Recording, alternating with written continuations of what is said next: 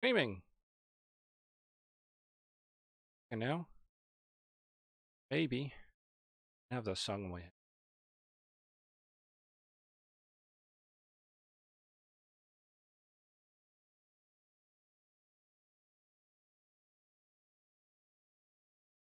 And messages to people in the household not to disturb me.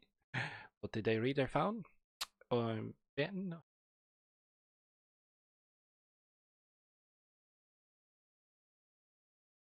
It's up and rocking the boat.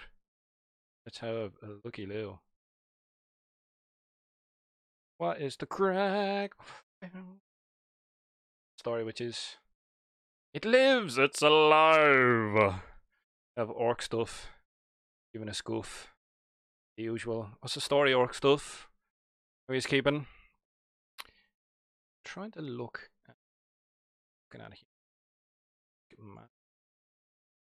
What I'm seeing. See what you guys are seeing. But as always, how's the old audio? It's alright, yeah? Too bad. The grand. She's in one piece. It's a working there, young fella. It's a grand. Oh, right, we can take these off. Listening to myself, and we'll have crack. So what's the story? How he's all keeping? So far we've orc stuff in the chat. Yeah, we're on a buggy build, so I've started building some of the buggies. I've got sub-assemblies going. Hopefully that it doesn't...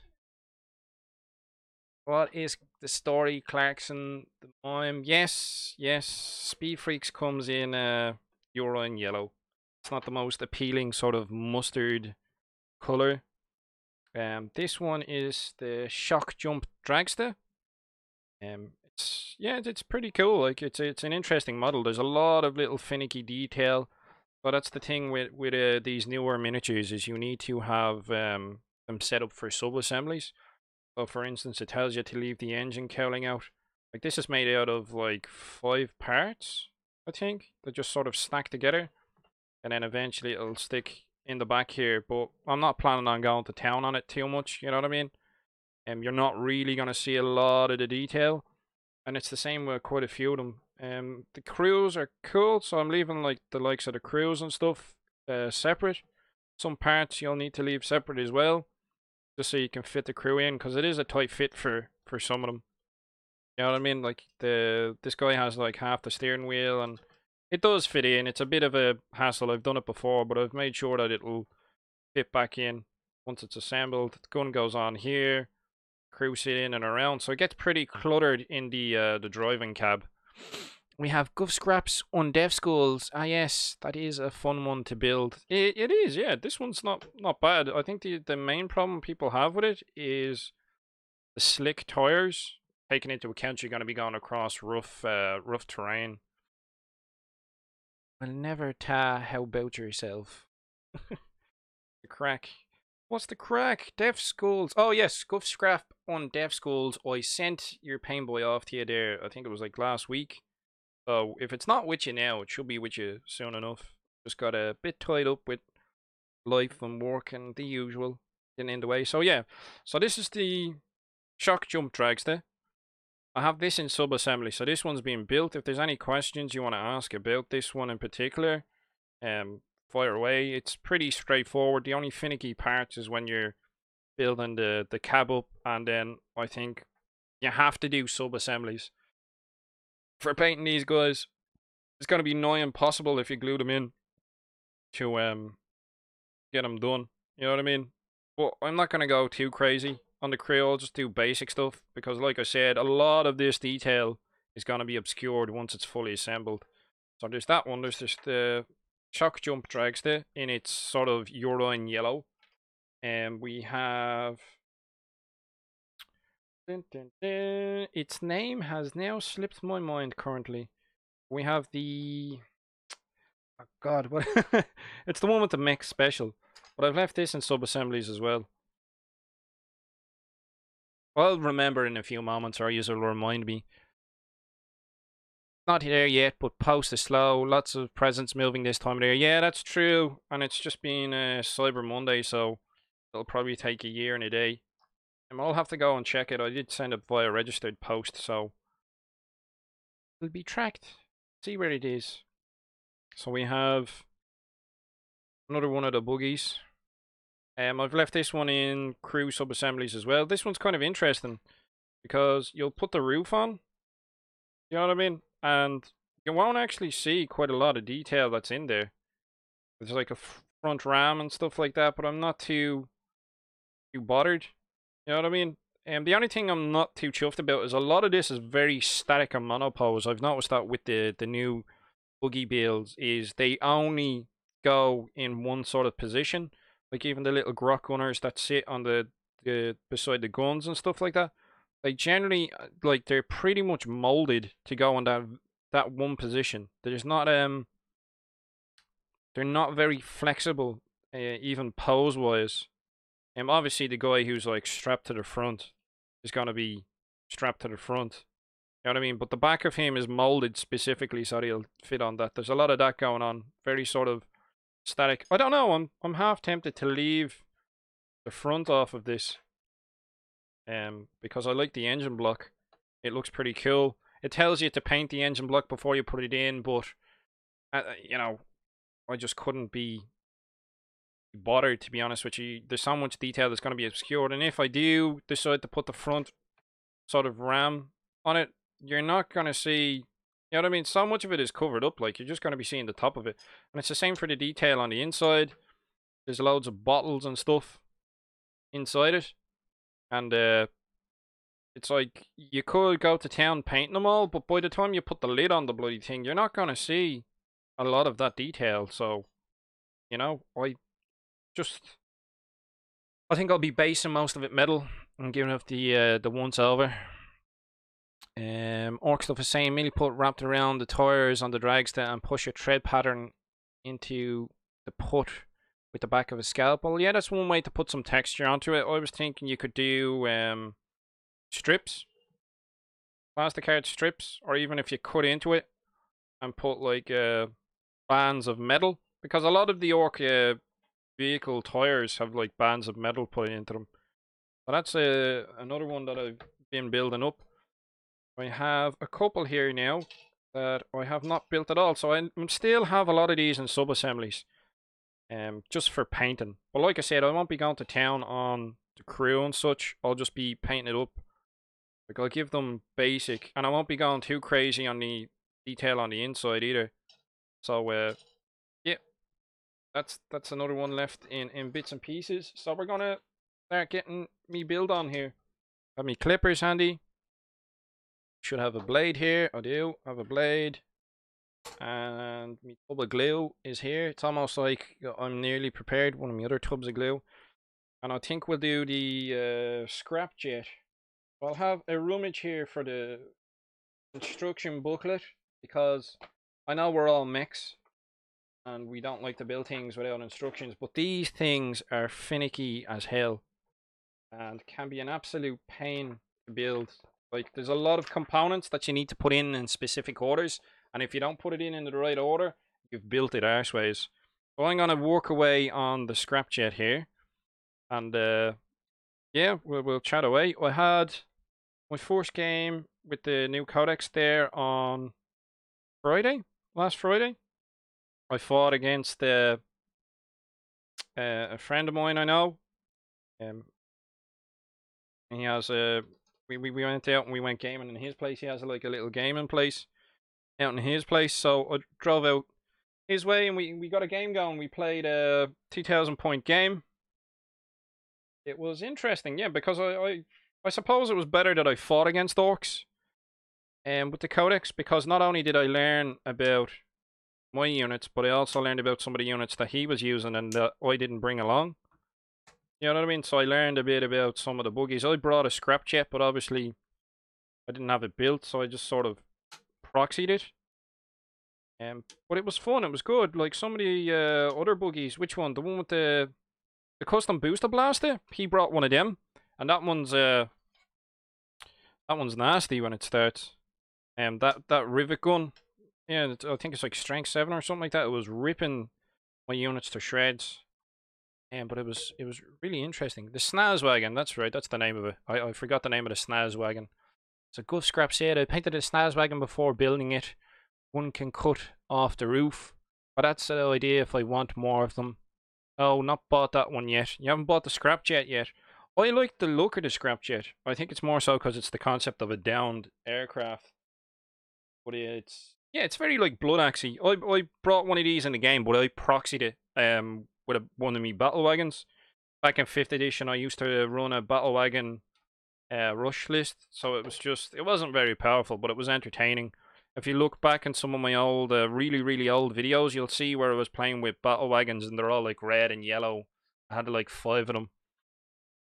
Um, and yeah, that was good fun back when death rollers could run things over and keep going. So yeah, we have like the front cowling part. Got the side here. So this is the 4-step it's telling me about. If you keep seeing me looking this way, in fact, what I'll do is I'll put the instructions up here so I don't keep looking to the side. That would be thinking. We're all like super professional on this stream and well prepared. Sure. um, but yeah, it was very interesting. I used some of the tactics I wanted to try out. I wanted to try out my Death Dread drop. So I don't know what other people are calling it, but I just call it the Death Dread drop, where you get a unit of 3 Death Dreads, and you use the teleport stratagem, and you just drop them in, and they count as 1 unit. So you have 3 Dreads counting as 1 unit, dropping in, and yeah, they deep strike in. So it's entertainment at its best. I just made them. I just kitted them out with close combat weapons, because normally the way I've run dreads previously, back when we used to have templates, I used to run dreads with scorches, and the whole point was they'd run across the battlefield and they'd close with the enemy and hit them with the scorchy if there's loads of little troops. But scorches being 8 inches means you can't deep strike in now, hit somebody with your scorchy and then charge them. So I don't see the point. I just run them with 2 claws and 2 saws, so the close combat weapons, because you can't actually run the dreads with 4 claws anymore, the way it's worded in their war gear options. I think that's GW being silly buggers, and it's like, well, you can only have the options that come on the kit, and it physically comes with 2 claws, and it physically comes with 2 saws. But then in other regards, it's like you could build a Daka Dread, which seems like an interesting concept. I know Steve-O was talking about it as well. Something we were talking about when we were having our first initial look at the codex. Ideas of things you could do. So you could give like a Dreadnought 4 custom Mega Blasters for the laugh. So I wouldn't mind using my Dread Drop sort of tactic, and in combination with like Daka Dreads, and just drop. It would be hilarious. You'd probably miss with most of them. I'd say it'd only be useful with Bad Milns. If you had the Bad Milns clans, and you could hit them then. Rerolling the ones would come in handy for the custom Mega Blaster. So if you dropped like, it wouldn't be an amazing tactic, but it would be hilarious if you dropped like 3 Dreadnoughts behind a Knight or something, and maybe if you give them like 3 custom Mega Blasters and left them with a claw each, so they could still charge in combat and do some damage. So you'd get like a few shots in with the custom Mega Blasters, you drop in with your 9 inches and then try to get your charge off. Deep striking some of the units is okay, like, but the problem I suffered in my battle report is I brought loads of little units to deep strike in. So I brought like, I think I had 2 units of 10 Stone Boys deep striking in. I had the unit of Death Dreads deep striking in. I think I had 3 units of Commandos and Snickrot deep striking in. So I had a lot of stuff that was deep striking in. But the way the board was set up, it was like with that many units coming in, and your placement and your enemy's placement, it can be hard to get a decent spot. But it was, yeah, it was a decent ruckus. I had Truck Boys, so from my list I brought like 3 units of 12 Shooter Boys, and I had them in trucks shooting stuff. They came in handy, but like I said, I was fighting against Orks, and he just made an absolute mess of me with his large units of Orc Boys, which is good. I think we called it on turn 6 because I was left with just a death dread at that stage. And I pretty much nearly got tabled. It would have been tabled. I think our victory points were he had 17 and I had 10. So he was clearly winning, but there was a tipping point. I think it was like turn 3 with the combat where you got a few big units in, got a few decent charges in, and just I think he destroyed like 5 of the units I had at once, 5 of the smaller units, which was yeah, I think that's the problem with the list that I run. There's a lot of little units in it, so it's like loads of little units of 10 stone boys because I'm trying to fill out the force organization chart so I can get those command points because yeah, man, you spend them like there's no tomorrow. And then I was forgetting to use my reroll with with my blood axe warlord trait. I was forgetting to roll to get command points back. You know, but it's good. Like that's why I say it'll take it'll take a good few games before I give my full verdict on the codex. But already I'm seeing things that are very useful. The Grot Shields command point stratagem, that's really handy. I basically I nearly always bring looters. So when I use the grots to fill out the army troop choices, your compulsory troop choices, I brought like 3 units of 10 grots. And literally 2 units of those 10 grots sat in front of my looters because they were in 6 inches, and that's a really good stratagem. Like it's a really good use of grots. It's like, oh, they're shooting 14-point looters or whatever. How many ridiculous points looters are these days? And I just take grots off instead for a command point, and it's handy. You have to roll a 2 plush, but more than likely you're gonna get it. That's really good. I really like that stratagem, and I think it just ties in well with my use of grots to fill out the troop choices. It looks like it's going to be a pain in the ass, but I'll try and line it up. So yeah, like this guy, I don't know if I should bother doing sub-assemblies for this. Ah yeah, definitely. Like even straight away, there's a grot gunner in the back. There's no way I'm going to be able to paint this. So this is what I mean, like, by a lot of the new designs being a pain in the ass. In regards to, you have to build them straight up. Having to build them and having to paint them as you go. But like, you're not going to see his feet really. You know what I mean? When the cab's built up. It's going to be a bit of a pain in that regard, but I'll probably leave his torso off because that'll be the bit you'll see. So that's what I found with all the new vehicles, is you really need to leave them in sub-assemblies. They're not as open and as malleable as the older vehicles, like the truck. Like the truck you could put together and just leave the crew not glued in. And you can just paint it all in one go because it's so open. And then yeah, you're not bothered about it. You know what I mean? It's just easier. It's easier to get onto the table, whereas these newer miniatures, even the way they're designed, it's like they want you to paint them before they're even on the table, which ultimately is the goal. But you know what I mean? You get a new vehicle, you want to try it out nearly straight away and get some decent games in with it. It's just, oh, all right. I see what way this goes together now. So there's 2 sides to the main cab, and there's part that sits on top. So I'll clip out the bits to give you as a visual reference. There's the 2 halves, and the bit what sits on top. Orc stuff is saying the Grot Gunner can push up through the bottom. Oh yeah. Oh yeah, I suppose it could be, yeah. I'll dry fit it first before I decide on what I want to glue in regards to the Grot Gunner, which is always a good idea. Dry fitting parts, see if they fit properly. The last thing you want to do is be putting glue on parts and then realizing you have it in an awkward position. It's not easy for you to get it into place. That can sometimes be detrimental. You end up with plastic glue on your fingers. Then you end up putting fingerprints on your model and it melts into it, so you're left with like fingerprints. You can, yeah, dry fitting's in general is a good idea. If you don't know what dry fitting is, it's literally you cut out the parts, you see how they fit together before you glue them, hence the dry fitting. I know nearly all of you are experienced modelers at this stage, but just in case there's somebody new into the hobby, it never hurts to take that into account. There might be some newer people. So, pass on the advice when we can. Like, what's dry fitting? What do you mean, what's dry fitting?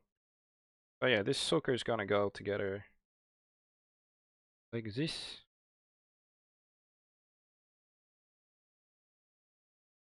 Hopefully. He says, apprehensively.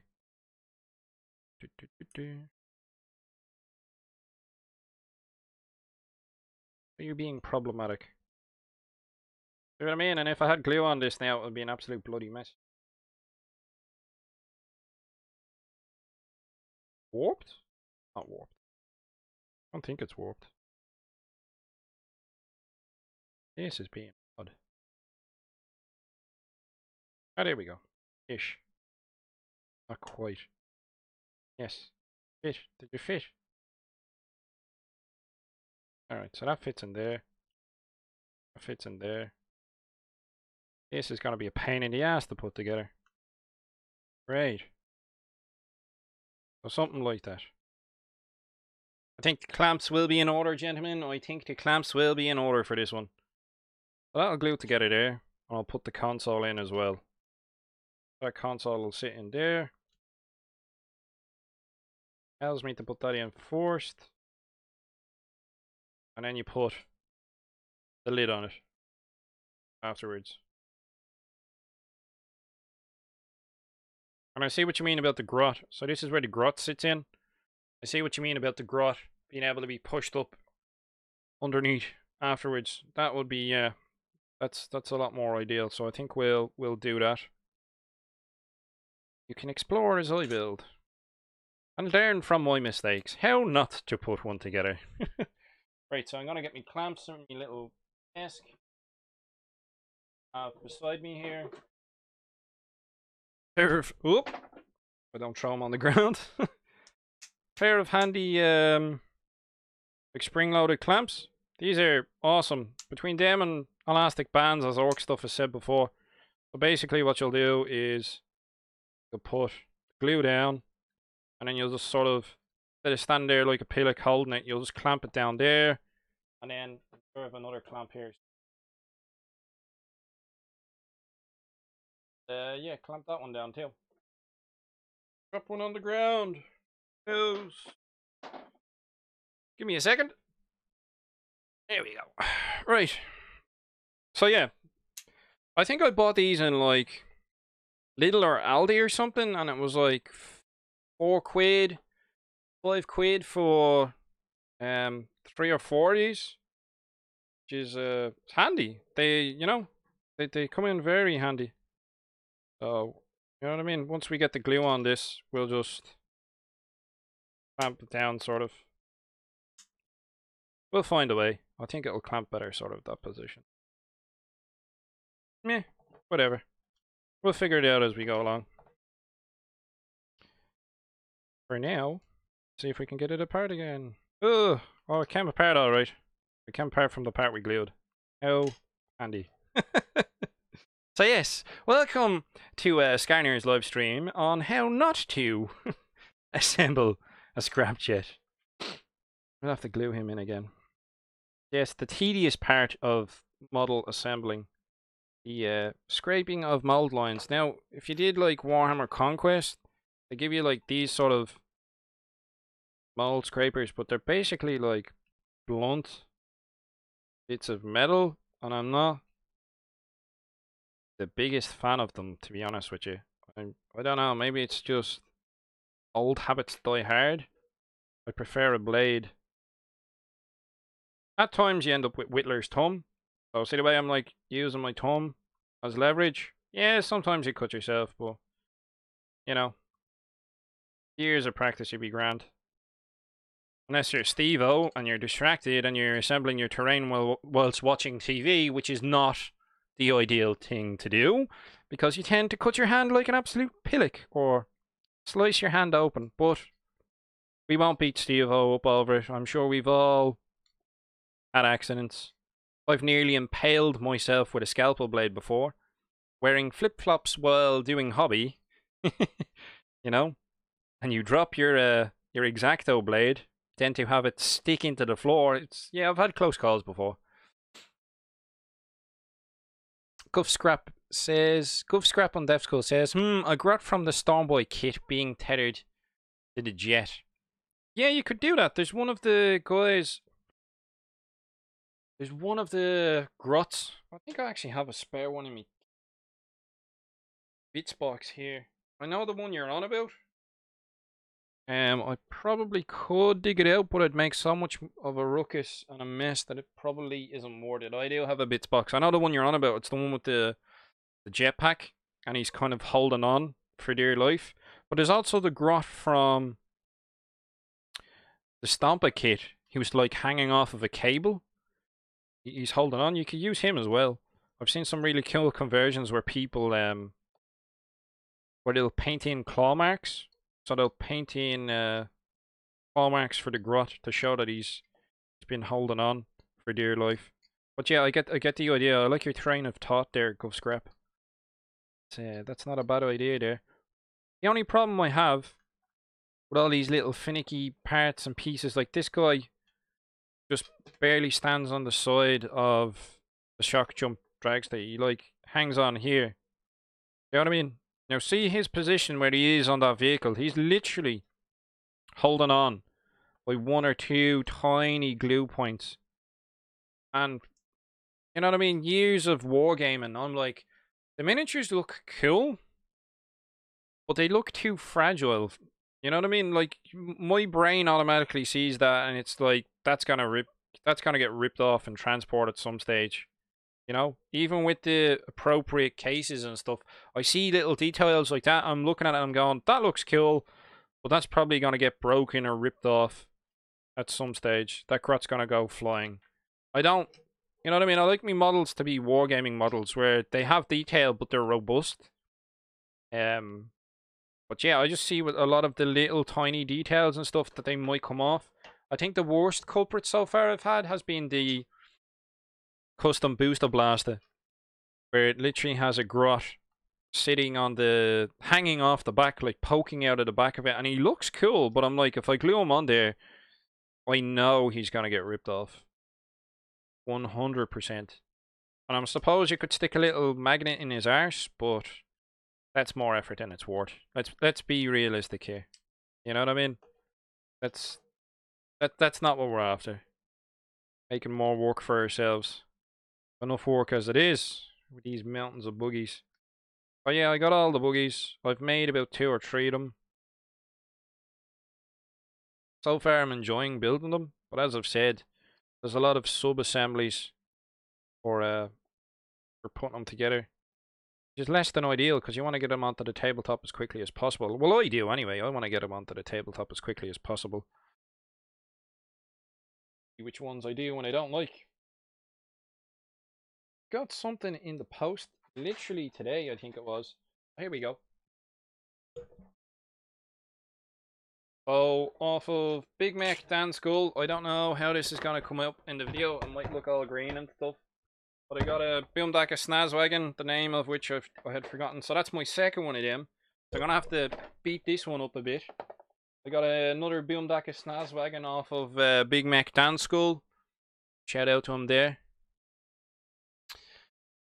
Guff Scrap and Dev Skulls says he will never live that down? Question mark. Steve-O? No, he will forever be tormented for absolutely being a pillock. I'm sure his missus gave him an earful for long enough. But we won't torment him too much. You know what I mean? We won't rub salt into that wound. Well, not too often. Every now and then, just to poke fun at him. But yeah. He was, what was he opening up? He was doing his terrain review. And he was, I noticed when he was opening the cellophane, I think Ork Stuff actually left a comment, where he still cuts towards himself. I noticed how he was very sparing with the knife. And Ork Stuff commented how he still hasn't learned to cut away from himself. So I don't know. Maybe he's just an accident waiting to happen again. But we won't dwell on that too much. We won't upset the poor chap. You know what I mean? But yeah. So he was looking at terrain. This reminds me of the Airfix model kit. So I suppose because it is an aircraft of sorts, but even the way it goes together, the seam. He says as he ham-fistedly sort of clacks it together. But this one will be interesting. The main body. Let's try glue this guy in again.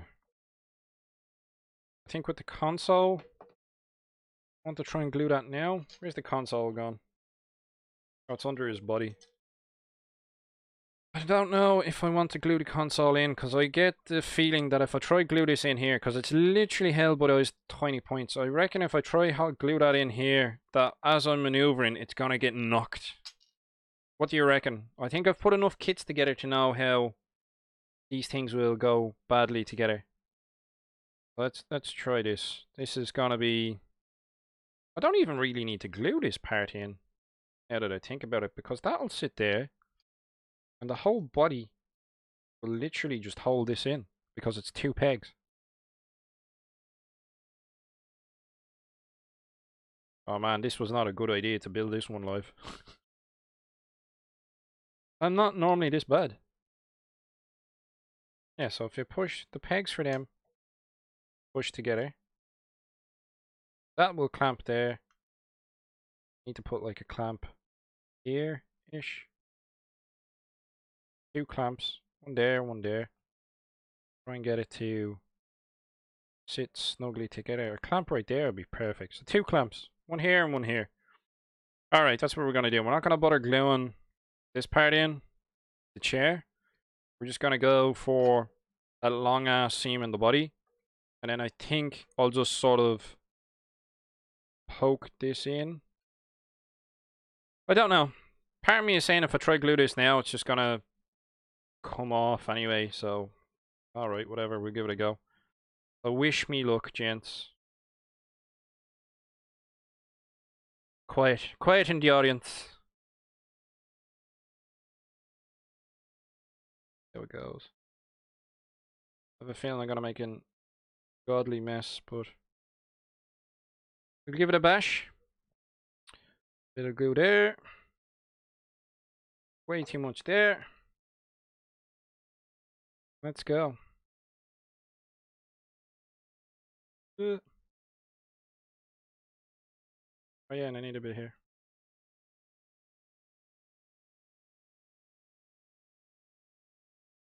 Pound for a penny that console goes AWOL.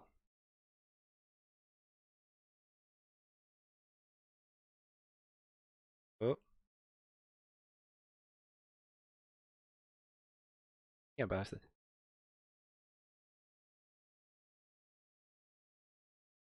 Dude. Jesus, that went surprisingly well. Oh, too much pressure there.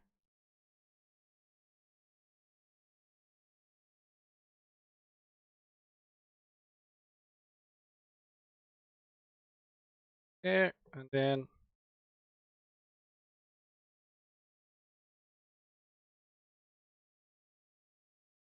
one like here.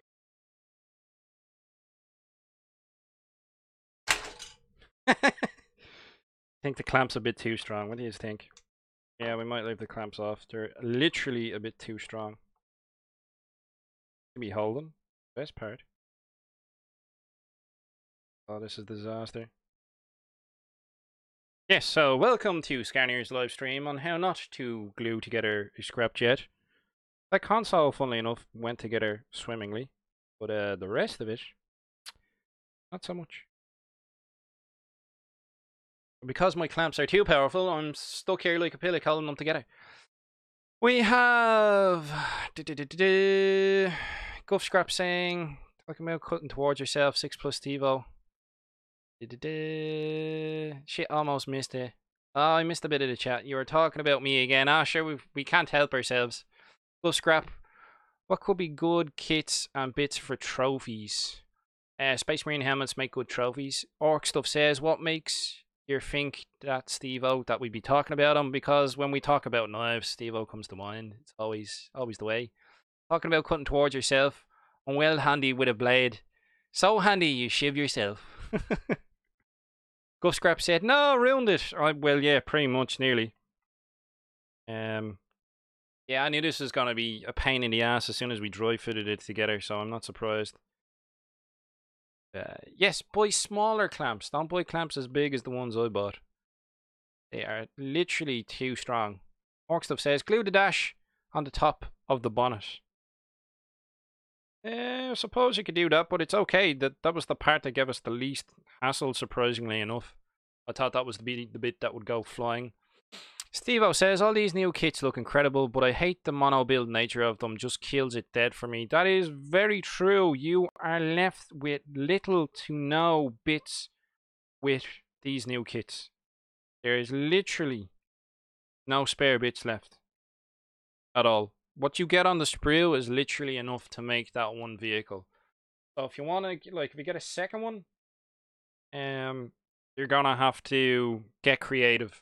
But you're not left with spare bits at all. And I haven't tried matching them up. I don't. But looking at how some of these go together, I don't know if they actually match up with some of the old Orc wheels. I don't think they do, because the joins are slightly different. But it would be interesting, I suppose, if I got another shock jump dragster, it'd be interesting to see some old school truck wheels on it. That would be fun. Something different, yeah. But I might put bands of metal in and around the tires there myself and make it look like it's riveted together. Or I might just leave it. I don't know. I'm not too worried about it. It's a very good vehicle in combat though. I fought against one, and it's shock rifle or whatever it's called. Does a fair bit of damage when it hits. It's a pretty interesting vehicle on the old battlefield. It's good crack. We have Orc Stuff saying, yeah, glued to the top of the bottom. No. Guff Scrap saying, well, at least it's not that resin crap that needs to be heated to fit. Yeah, just steer clear of the Forge Worlds. I used to say to people, yeah, get them if you're really into that. No, just stay away. Just stay away from Forge World altogether. We have Orc 40k who's popped in. Hello, Orc 40k. Hi to you too. We have Guff Scrap saying you can hack it up, and yes, spare bits got to get from other kits. Yeah, it's not too much of a problem for us more venerable players, but it'll be a problem for guys who are newer to the hobby. You're not going to have as big a bits box as we do. You know what I mean? It's not going to be... Yeah, it's not... Kit bashing isn't as player friendly as it used to be and stuff. I'm just going to have to fill these gaps. Whatever. The hell with it. This seems to line up there. Yeah. Alright, grand. So we'll glue the top on next. After we've cleaned it off a bit. Give this a bit of a cleaning. This is actually... Do you know what's weird? Like, apparently, this is the bit I actually like. I find this kind of, like, therapeutic. I know it sounds horrible. Probably listening to people scraping. And yes, Steve, I do cut towards myself. But I don't watch wrestling while doing it. I actually find, like, scraping the mold lines, most people hate this part. Like, it sounds horrible, but I don't know, I find it sort of, like, satisfying. I give up on some of the wheels, though, on the vehicles, because it's just ridiculous. Like, mold lines and the likes of this type of texture is just... Oh, it's like pulling teeth, man. Whereas if it's on a smooth surface, I don't mind so much. It's pretty straightforward and easy to get done. But, yeah, I don't know. For some reason, I like getting rid of mold lines. And now I won't be doing it for other people. I already have too many kits to be doing myself. Orc Stuff says you've still got the steering gubbins to go on the dash, then you need to paint it. Ah, yeah, we'll get there eventually. I'm not too worried. Steve-O says, what kit there would make great Star Wars style... Oh, that kit there would make a great Star Wars style pod racer. Yeah, I suppose if you just sort of hook that and then engines for the front of it. Yeah, that's not a bad idea. If you took that and then where are those Valkyrie kits gone? I bought some new Valkyrie kits. So if you literally took this and then if you put two Valkyrie engines, we will proxy Valkyrie engines with paint pots. Yeah, if you literally tethered it. So if we had two Valkyrie engines or the other engines that would be really good for it, the Tau engines, the engines off of their tanks, like their Devilfish and their Hammerheads, that would actually be really good if you had like Hammerhead engines out here. That's not a bad idea, Steve-O. Sounds like a conversion in the making that needs to happen. I will glue this on now in a second. I'm just making sure that it's all fitting together. Mostly. This is so ham-fisted. Probably gonna have to go back and tidy all of this shit up because it looks horrendous, but fuck it, whatever. I'm not too bothered. Yeah, there's a bit of a gap there. I'll green stuff that in or whatever. It's the underneath of it. I'm not too bothered. It's more the top.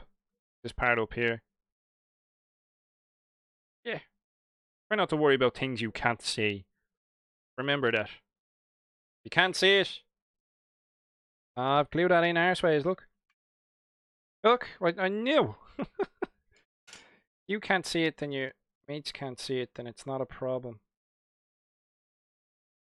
Is that gonna glue in there? A bit like that. Glue still going. There we go, that'll have to glue up like that. Alright. Door's getting absolutely slammed in my household. I will glue some of this together. Try not glue the fingers together. But you won't really because it's plastic glue, but you know what I mean.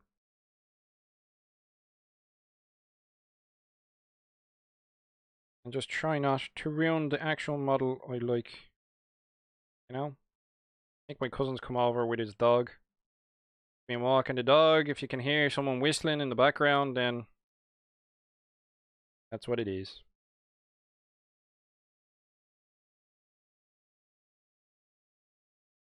So who's saying what? Steve-O's laughing his ass off. As always. We got Guff Scrap saying, I got bits from Warhammer Fantasy and more. I can use that unit for other stuff and bits and make nice trophies and loot. Like I've said before, man, Space Marine helmets make amazing trophies.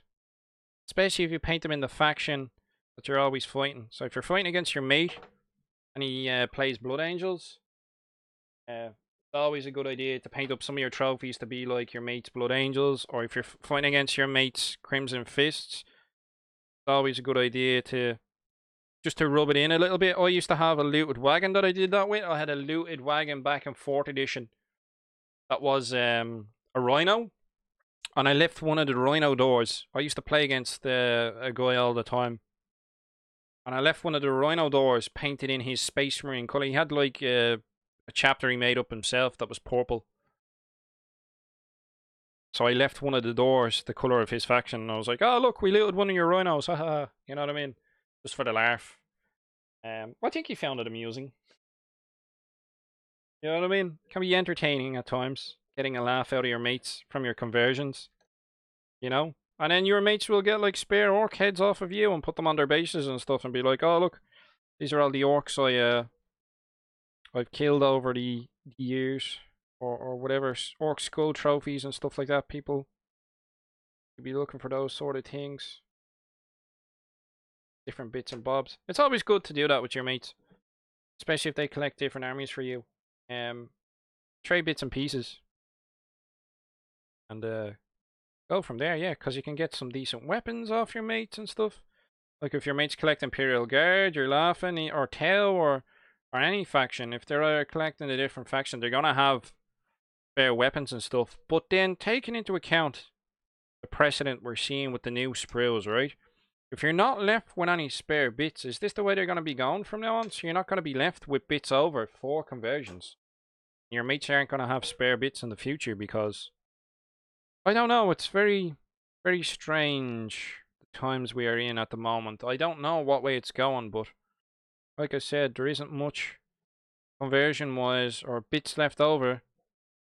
There aren't many options. They're very sort of mono-build vehicles, which I personally am not too chuffed with, but I'm sure other people will be happy enough, you know? The vehicles become very cookie cutter. I think I'm gonna have to do that conversion now, Steve-O, you bollocks. You've got that in my head. I'm like, pod racer. Orc stuff says it makes for a pretty good Fick Dashley and the meme machine. The vehicle was, yeah.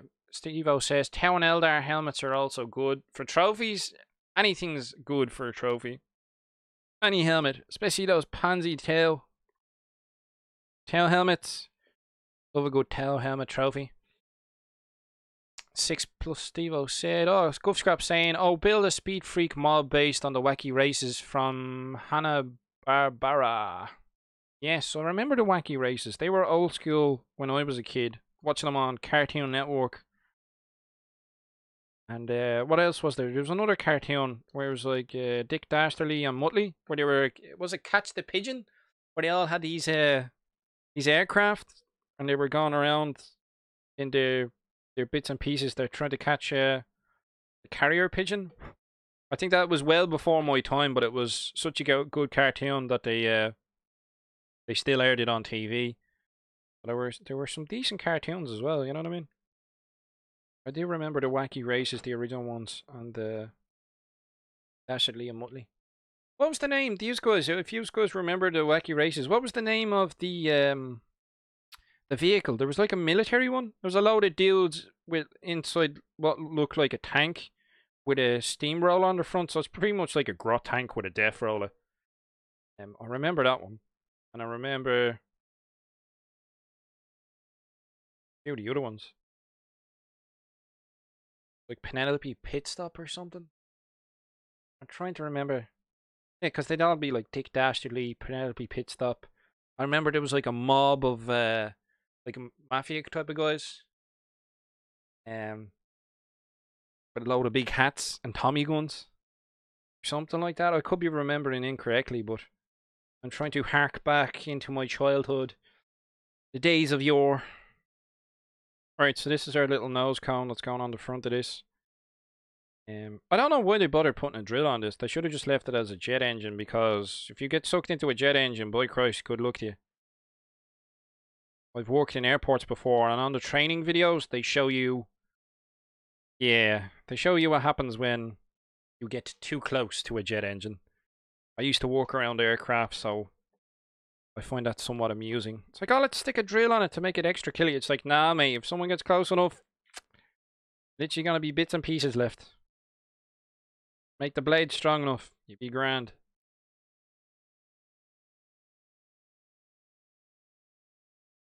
Try glue that on without making an absolute balls of it. So it's building live, no pressure at all. There we go, there's our little nose cone drill bit, which reminds me of those. You ever see the plasterboard wall plugs? That's what that reminds me of. So if you're building one of these from scratch, use one of those plasterboard wall plugs. That would, yeah, that would fit the glove as to what you would need. We have our drill bit on, we have our top on. What's next? What's it telling us to build next? We need to cut out exhausts and fins and bits and pieces. We'll leave that dry over there for a second. We'll get cutting again. Let's see. Who is saying what? Steve-O is saying, oh god, no. I hope not. Monobile kits will really spoil the game for me. They would do, mate. Monobile kits would be boring, but it's all about trademarking now. That's all they care about, is trademarking and stopping third-party providers from building stuff. I think that's all it's about with Games Workshop. It's all about trademark. It's all about preventing others from filling the gaps in conversions because they don't want to do it themselves. So, you know. They're like the kids with their football when they're losing the game, and they're just like, that's my ball, I'm going home. So that's the way they're going with it. We have Guff Scrap saying, I pick up a free promo Primaris here, but if I use just one head from that kit, it's sort of wasted. Making a Salamander's Marine from an old biker I found and having him be run over by one of my Orc bikers. That sounds highly entertaining. Yeah, that needs to be done. Yeah, got to make the vehicles unalike. You do. I don't mind. See, I'm a collector at heart, so I like having at least one vehicle that's the original. And I suppose it's like from years from now when you're showing people your miniatures and they're like, oh, what's that? That? Well, this one here is the original war buggy. And then these other war buggies here are that original kit. And then I converted it and you can show them the original miniature the way it was. So I like that at least. I like having at least one of them that's the original miniature. And then the other ones you can show your conversions. They're like, oh yeah, you know what I mean? Instead of trying to dig up an image of it and be like, oh, well, this is what it originally looked like, and this is what I did to it. Hey! So I like having at least one vehicle original, and then after that, go to town on the bastards. He was saying what? Steve was saying building armies would be so boring if we had no options for war gear. It's going that way, mate. Yeah, they are so orc inclined. The tank tracks on that kit would work well for a grot tank. Yeah, pretty much they're designed for it. Cavemen too. Buff Scrap says it's supposed to grind you up before you get inside the jet. There's no point really. Anything that'll fit inside that jet, once you get it going close enough, it'll just suck it up and game over, mate. You know what I mean? Game over. It's hilarious. That's what it is. Games Workshop's idea of hilarity. God, let's stick a drill bit on the nose cone. That's a great idea. Huzzah! Gin and tonics for everyone. Well, that'll be entertaining. But yeah, I'm going to see if I can get another game in this weekend. I'm going to change my list up, my army list. I think I'm going to bring bigger units. So less small. Less units spread out. Smaller units. Like all these little tiny units of 10-man commandos just aren't cut now. I think I need to bring bigger mobs of boys and stuff. Get the best use out of them. The truck boys did alright. The truck boys, my shooter truck boys did okay. But I'm just finding that the blood axe trait, I don't know if it's really worth it. Because most of my stuff I'm infiltrating, so I'm getting... I think there was like once in the whole game. So we played for like 6 turns. And I think there was one occasion where I was being shot at. Where being beyond 18 gave me the cover save. You know what I mean? Because I'm just dropping in close to everything. I think there was literally only once where I was like, oh yeah, that came in handy. For the rest of it, it was just, you know, I was too close. Because I'd be deep striking 9 inches away. And then trying to get a charge off. Here we go, being changed so that you can reroll both dice or one of the dice is handy. Because that used to be command points we spent. But for future reference, I need to sort of remember my clan trait and roll to recover command points. I literally only twigged like a couple of days later. I was looking at some dice or something like that and I was like, oh, they'd be great for command points. And then I was like, oh no, I forgot to roll. With the blood axe trait, I tried to roll to recover command points I spent on a 6+. Steve, I was saying if I had that kit, I would love to just convert it back into a Dakka jet and save the tracks. You could do, mate, but the Dakka jet kit, I think, is about that long. Like, it's much longer. Like, this is a lot smaller than a Dakka jet. You can make, like, a grot fighter, I suppose. Would probably be more suited for it. But it is small, though. You know what I mean? It is a lot smaller than the actual Dakka jet. I don't have one handy as a size comparison, but I can always throw that up on a future video if people are interested. Number 11, number 13, it's telling me where to put all the bits. Hopefully glue them together. I'll make a hames of it. Oh, that's nice. That covers up some of my badly glued seams. Hey! So throw this fin on here. Try not glue it too much. What are the rest of you working on? What is anyone building along? What are you building? Anything in particular? Are you having fun with? Any vehicles? Anybody else building the new buggies? Or have you all built them all at this stage? Because I know I'm a bit late to the party. I was pretty busy throughout the end of October, and work got crazy. And I had holidays. I was off London for a bit, but that was fun. Went on to the HMS Belfast. If you ever go to London, you get the chance, go to the HMS Belfast because it's awesome. It's a cruiser for World War II, Second World War. And then there's the Imperial War Museum. That's really cool as well. I've been there a couple of times. I used to live in London, so they were places I used to haunt often. And they were, yeah, it was really good. Met up with some friends and we went and we looked at some historical stuff. You know what I mean? Looking at like V2s and V1 rockets, and they have like a Spitfire, the Imperial War Museum. Loads of different bits and pieces there. I think they've like a T-34-85. Have a little bit of history about that. There's a Sherman up on one of the other floors. This one's gonna glue on here, I do believe. Yeah, that will glue in there. This one will glue in there. All that's cleaned off. Who is saying what?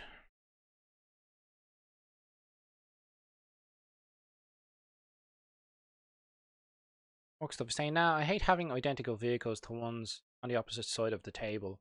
Well, yeah, how often are you going to be playing Orks, though? You know what I mean?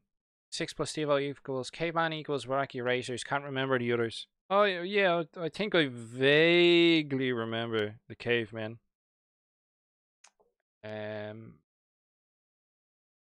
Saying, surely Force Hornets useful. Orks have said the Anthill Mob, Private Meekly, and Sergeant Bash in the Army Surplus Special. That's the name of the one I remember. The Army Surplus Special was that was my favorite one. Unsurprisingly, being raised on war films as a child, always going to my grandparents after school, and we were always watching the old war films. I think that's why I got into wargaming. I used to always watch, like, you know, the old films like Von Ryan's Express and Tora, and A Bridge Too Far. You know, the old classics. That's the type of stuff I was hit you bastard. That's the type of stuff I was raised on as a child. So they were old films, clearly, by the time I came around, but good films. What is up with this? Does not want to glue the bastard. Alright, there we go. I'm not normally this bad at putting miniatures together. I think it's the pressure of trying to read and perform. Guff Scrap saying I have an old Warhammer Wyvern with Warboss. I'm thinking about making into a Snakebite Stepcopter or plane of sorts. That would be very interesting. Send us images when you get it built. We have 6 plus Sevo saying, imagine Arctic Orks. All vehicles could be on skis, looking like snowmobiles. Maybe use snowboarding Orks as stone boys. Use a mammoth. A squiggle idea just popped into my head as I write this. Yeah, I get you. If you know Canvas 1, look for him on YouTube. Probably, well, hold on, I'll see if I can find Canvas. Canvas put up a video. Subscribe, I know the guy years. And he did that, he got the Ogre Mammoth, and he made it, into a Squigoth. So, throw a link up here, chat for it, and that's if you want to have a look at that later, that's one of Canvas's conversions. That's the that might be useful for you there, Steve. I don't know if you've seen it there before, but he's pretty much done what you were talking about, where it's like it's a mammoth and he has a death roller, and you just use the Squigoth rules for it. Probably it looks pretty sweet. Have Orc stuff saying glue the back suspenders and shocks in place before gluing the fin on. Oops, too late. I take you've built one of these already. I'm literally following the instructions. I'm gluing it as it's telling me to to glue it together. Tell me to put different bits and pieces together. Whatever. Grand. We'll get there in the end. I'm more happy to be chatting away and making our balls of this. Like, why did you buy another one, Skarnir? It's like, oh, you don't want to know. It was an absolute bloody mess. Made a hames of it, I did. Live, I made a hames of it. This one's a bit more finicky than the others. More got to do with alignment, I think. We're looking at exhausts here. Stuff like that. So that'll glue in there. Eventually. I'll clean the other one up and we'll glue that in as well. Steve-O says, I love heavily teamed armies, always thinking up cool ideas but never actually use them. Yeah, I'm like that myself, mate. I'm coming up with 1,000,001 ideas. I'm like, oh, that'll be a great conversion. Oh, that'll be a great conversion. You know what I mean? And it's like, I just never get around to it. The ideas, man. That's definitely me. 1,000,001 projects. Or I'm really bad for, I'll start something, and then before I'm finished it, I'll move on to something else. So it's like, I think they call it hobby butterflies. Like, I'll start painting this unit, and then you'll come up with another idea, and you get distracted by that. And then you'll jump onto that, and then the other project could, like, stay that way for the best part of 10 years. You never know.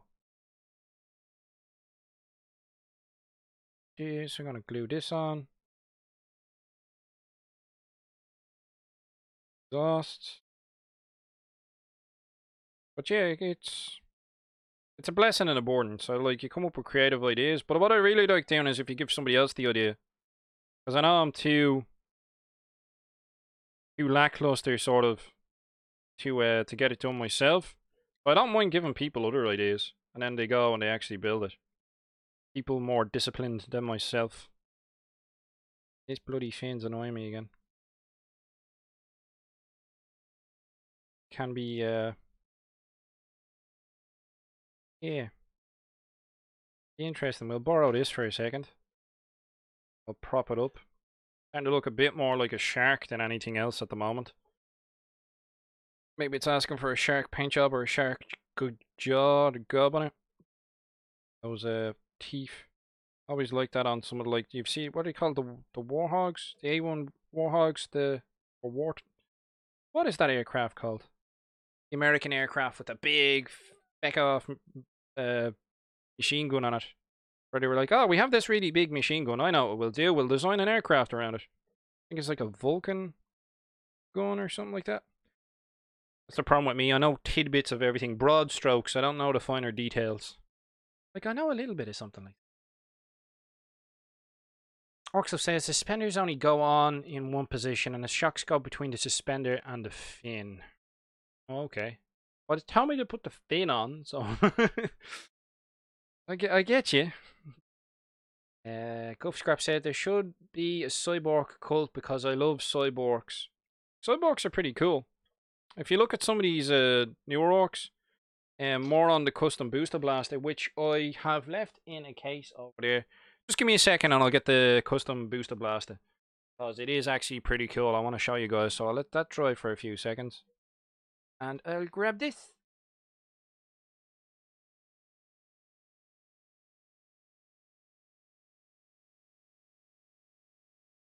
Now, my sincere apologies, but since you're talking about cyborgs,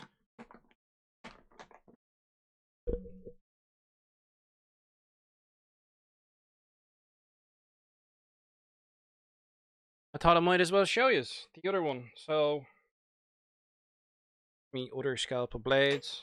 I was building a bit while I had spare time away from home, and managed to get custom booster blaster built. So, show you here. Left that in sub assemblies as well. Pretty, it's pretty cool actually, and it's not piss yellow, so that's a bonus. Let's have a look. We'll leave that glue for a little bit, and then we'll have a look at this guy. So, if you're talking about cyborgs, like, these guys are really cool. Like, little grots and stuff. But you see what I mean about, like, sub-assemblies? There's loads of detail in this kit. The only thing I don't really like about the custom booster blaster is that his feet, this guy's feet, are actually attached. Bit of farming there. This guy's feet are actually attached to the vehicle itself. But if you're into like cyborgs and stuff, he's a pretty cool driver. He's got like a spinal column is like metallic or whatever. It's totally being replaced. His hand, he doesn't have a hand anymore. It's literally attached directly to the gear stick. And his fingers are cyborg bits. So these are like cyborg style boys.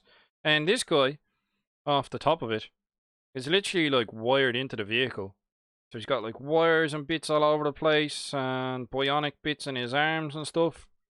You know what I mean? So they look really cool, but the problem with them is they're very monopose. Yeah, they're very static and monopose. Well, it's not that they're static, but they're very monopose. They're very sort of, these are made to fit this vehicle, and if you want to try and convert them onto something else, then fair play to you, but you know what I mean? So that needs to be glued down. There's the lid. I've left that in a sub-assembly. Like I said, I'm not going to go too crazy on the inside of a lot of these vehicles because you're just not going to see the detail. I'll paint it metallic. Obviously, I'll leave this guy out. I'll paint the inside of this metallic. I'll probably pick out bits and pieces in brass and different metals. You know what I mean? Just to catch your eye, maybe. But I'm not going to go mad. Like, there's so many little details. The dash, the dials. You're just not going to see it when this is glued together, you know? Which, you know, I understand it's like it's lavished with detail, but that's not the bit you're going to be seeing most often. You're going to see the outside and the hood, you know? So I'm not going to go crazy on it because you're just not going to see it. There's no point. Yeah, it's grand. This kit's alright, but I don't like the fact that his feet are attached to the ground.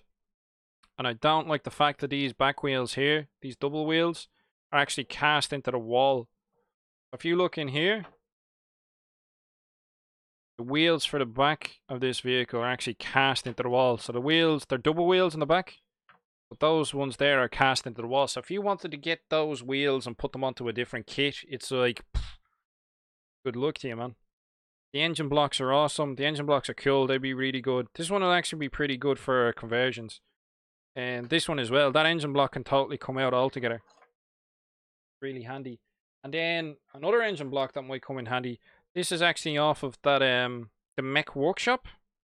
Like if you just take the chains off of this, you could drop this directly in to any of the vehicles. You know what I mean? And I'm pretty sure it's this engine here. One of these engines. You know what I mean? So if you have an engine that you like, that's really cool actually. You could sort of chop one of these out, sink this in, or if you're really mad, stick another one in the front, extend it out a little bit. You know what I mean?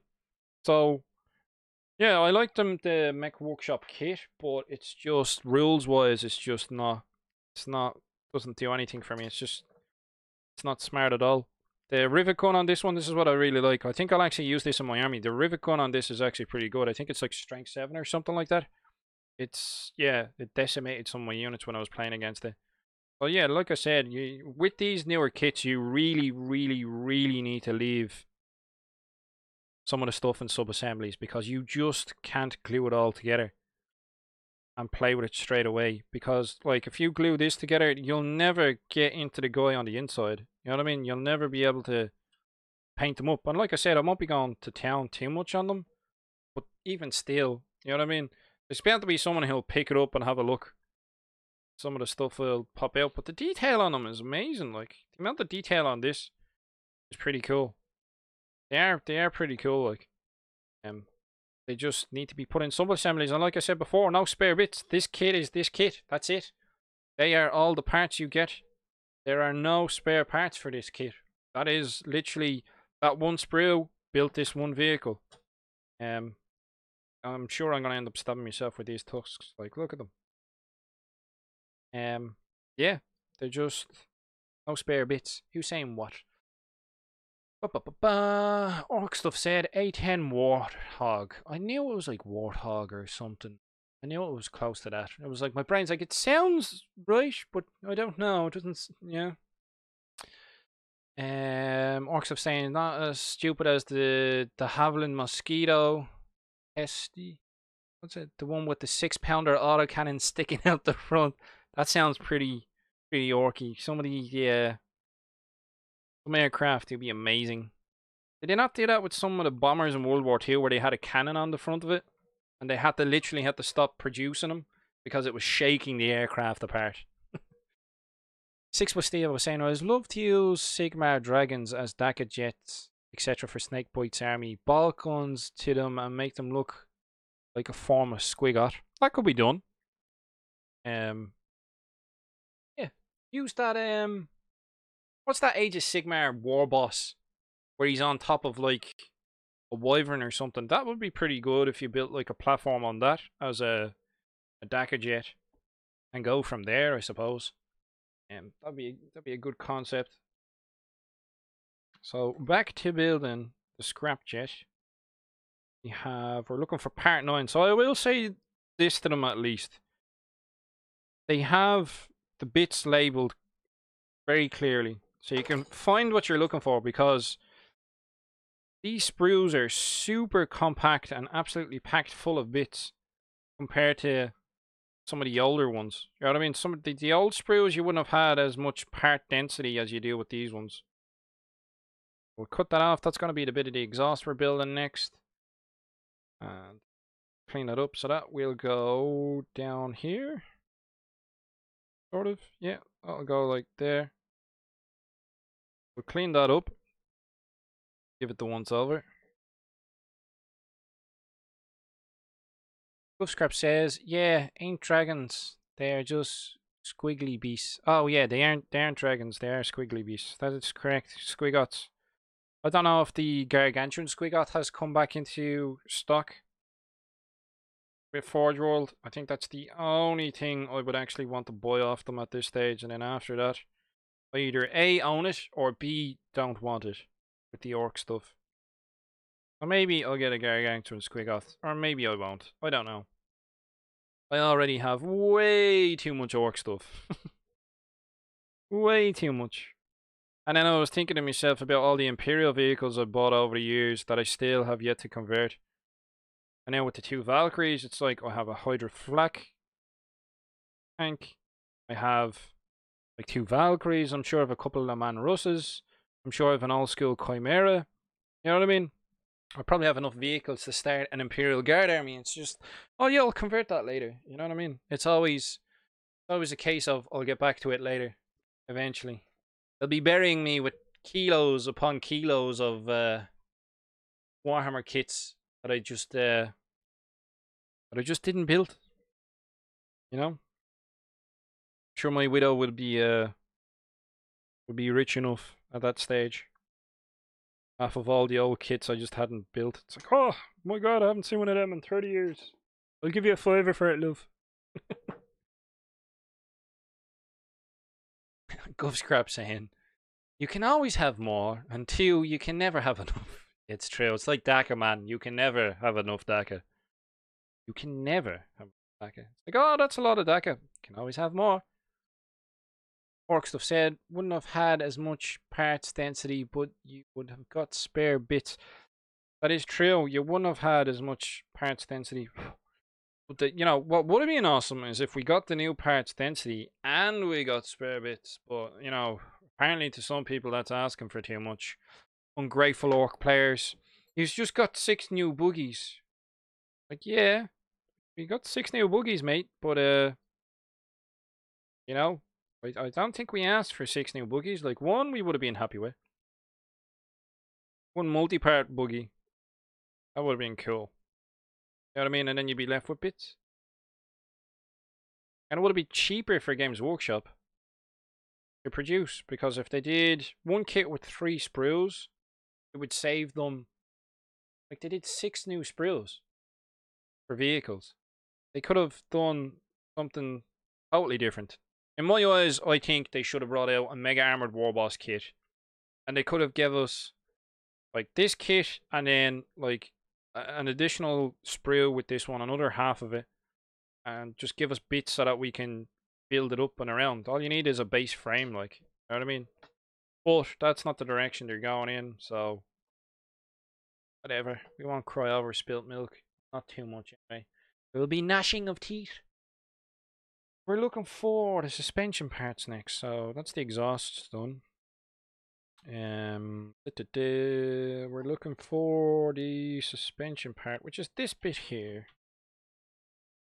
Our build on for 36. But yeah, like I said, their instructions have improved vastly. I will say that much. Instructions are a hell of a lot better than they used to be. And the bits are clearly labelled. Some people just go out of their way to try and be awkward with some of the stuff. But no, it seems to be working grand.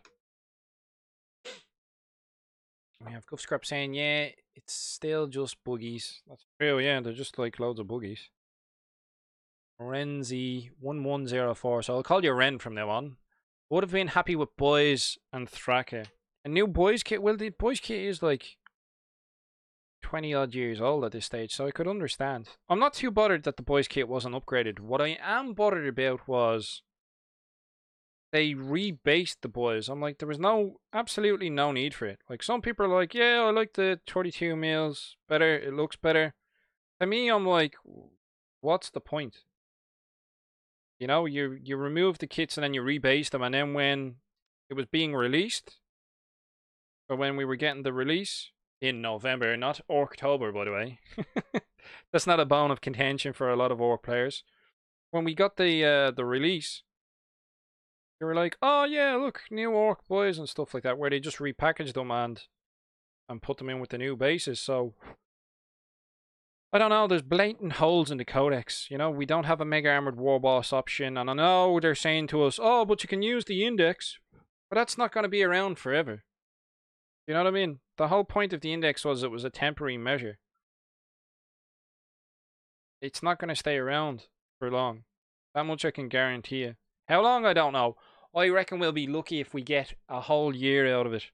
If we get another year out of the index, I think we'll be pretty lucky. I think it's just going to be phased out eventually altogether. You know? And it's and then we're not going to have a Mega Armored Warboss at all, and then the mech with custom force field as well. You know what I mean?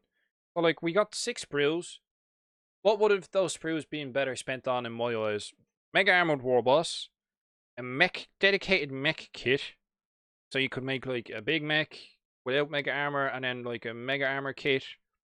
You could do like 1 or 2 sprues that are buggies and multi-part buggy kits. Defcopter multi-part plastic kit, that would have been awesome. What else do we need? Plastic commandos, plastic tank busters. You know what I mean? Some of the specialist units. Maybe update some of the characters before they're phased out. Give them plastic kits. You know what I mean? So many other kits that I think the Orc line needed, and yet we're given vehicles that we don't really need. But then, you know, you can't exactly give out about it in the eyes of some people. It's like, oh, you've got 6 new kits. It's like, yeah, mate, we got 6 new kits, but nobody asked for 6 buggies. You know what I mean? The same with the Morkanaut and the Gorkanaut. Nobody asked for them. They're in dire need of other units to be replaced and updated. You know? But that's not the incentive behind it. It's sales, bro. It's all about the sales. We have another part we need to throw on here. Guff Scrap said, nah, the boys are okay, just the bits for personality. Yeah, they could have done with extra bits. We're not going to get Primaris Orcs. I don't think we are going to get Primaris Orcs. The goddamn bases, WTF is up with that. I have no idea, mate. They decided to go for bigger bases. I may have called this out as soon as I seen the image. It is a nerf to close combat for a Horde army. Between that and the points increase, it's a bit of a nerf. But then we get the faction buff. But like I said, I think the faction should have been points costed and not just a general points increase across the board. And why do you say that? Well, it's like, well, some keywords or some faction abilities, some of the clan abilities are a lot better than others with big mobs of boys. You know? Like, Like the Blood Axe ability with big mobs of boys isn't great. God, you get +1 cover if you're beyond 18. It's like, mate, if your units of boys are beyond 18, they're out of range. They're out of range for their shooting, and they're out of range for close combat. So, what exactly are you doing with that mob of boys?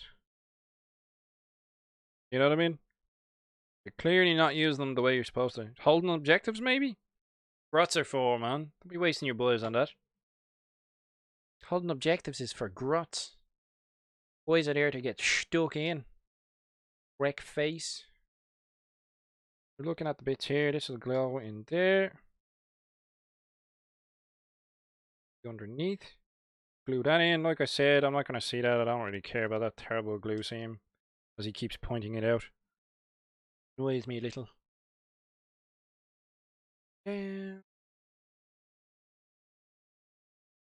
Ghost Scrap says, I'm just adding to the colour. Sorry, Orc stuff, misread you. Troop transport, that whole 30 boys would be nice. Well, I suppose, yeah. But it would probably be like a super heavy transport. Did the Battle Fortress not used to transport 30 boys? But then, like, the Skull, we don't have rules for the Skullhammer Battle Fortress anymore.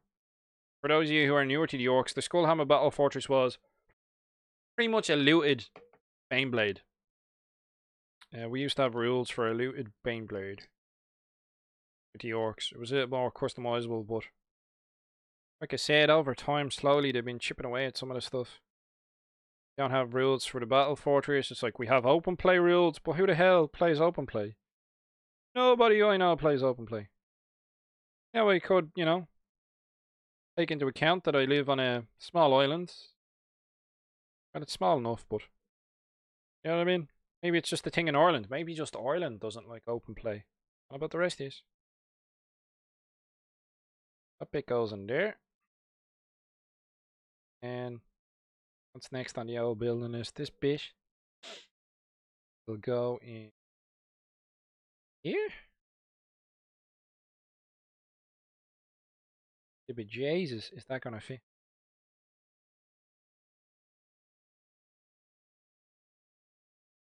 That attached to that.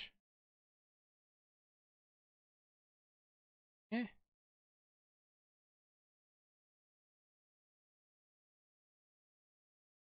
Oh, this is gonna be a pain in the ass. Hmm. But hold on. The shocks for this. The shocks for this are attached to the tail fins? That makes no sense. Ah, oh my god. At least it fits. That's mad. Alright, so I'm gonna pull that back off again. A little bit. Put a bit of glue on this sucker and glue it in.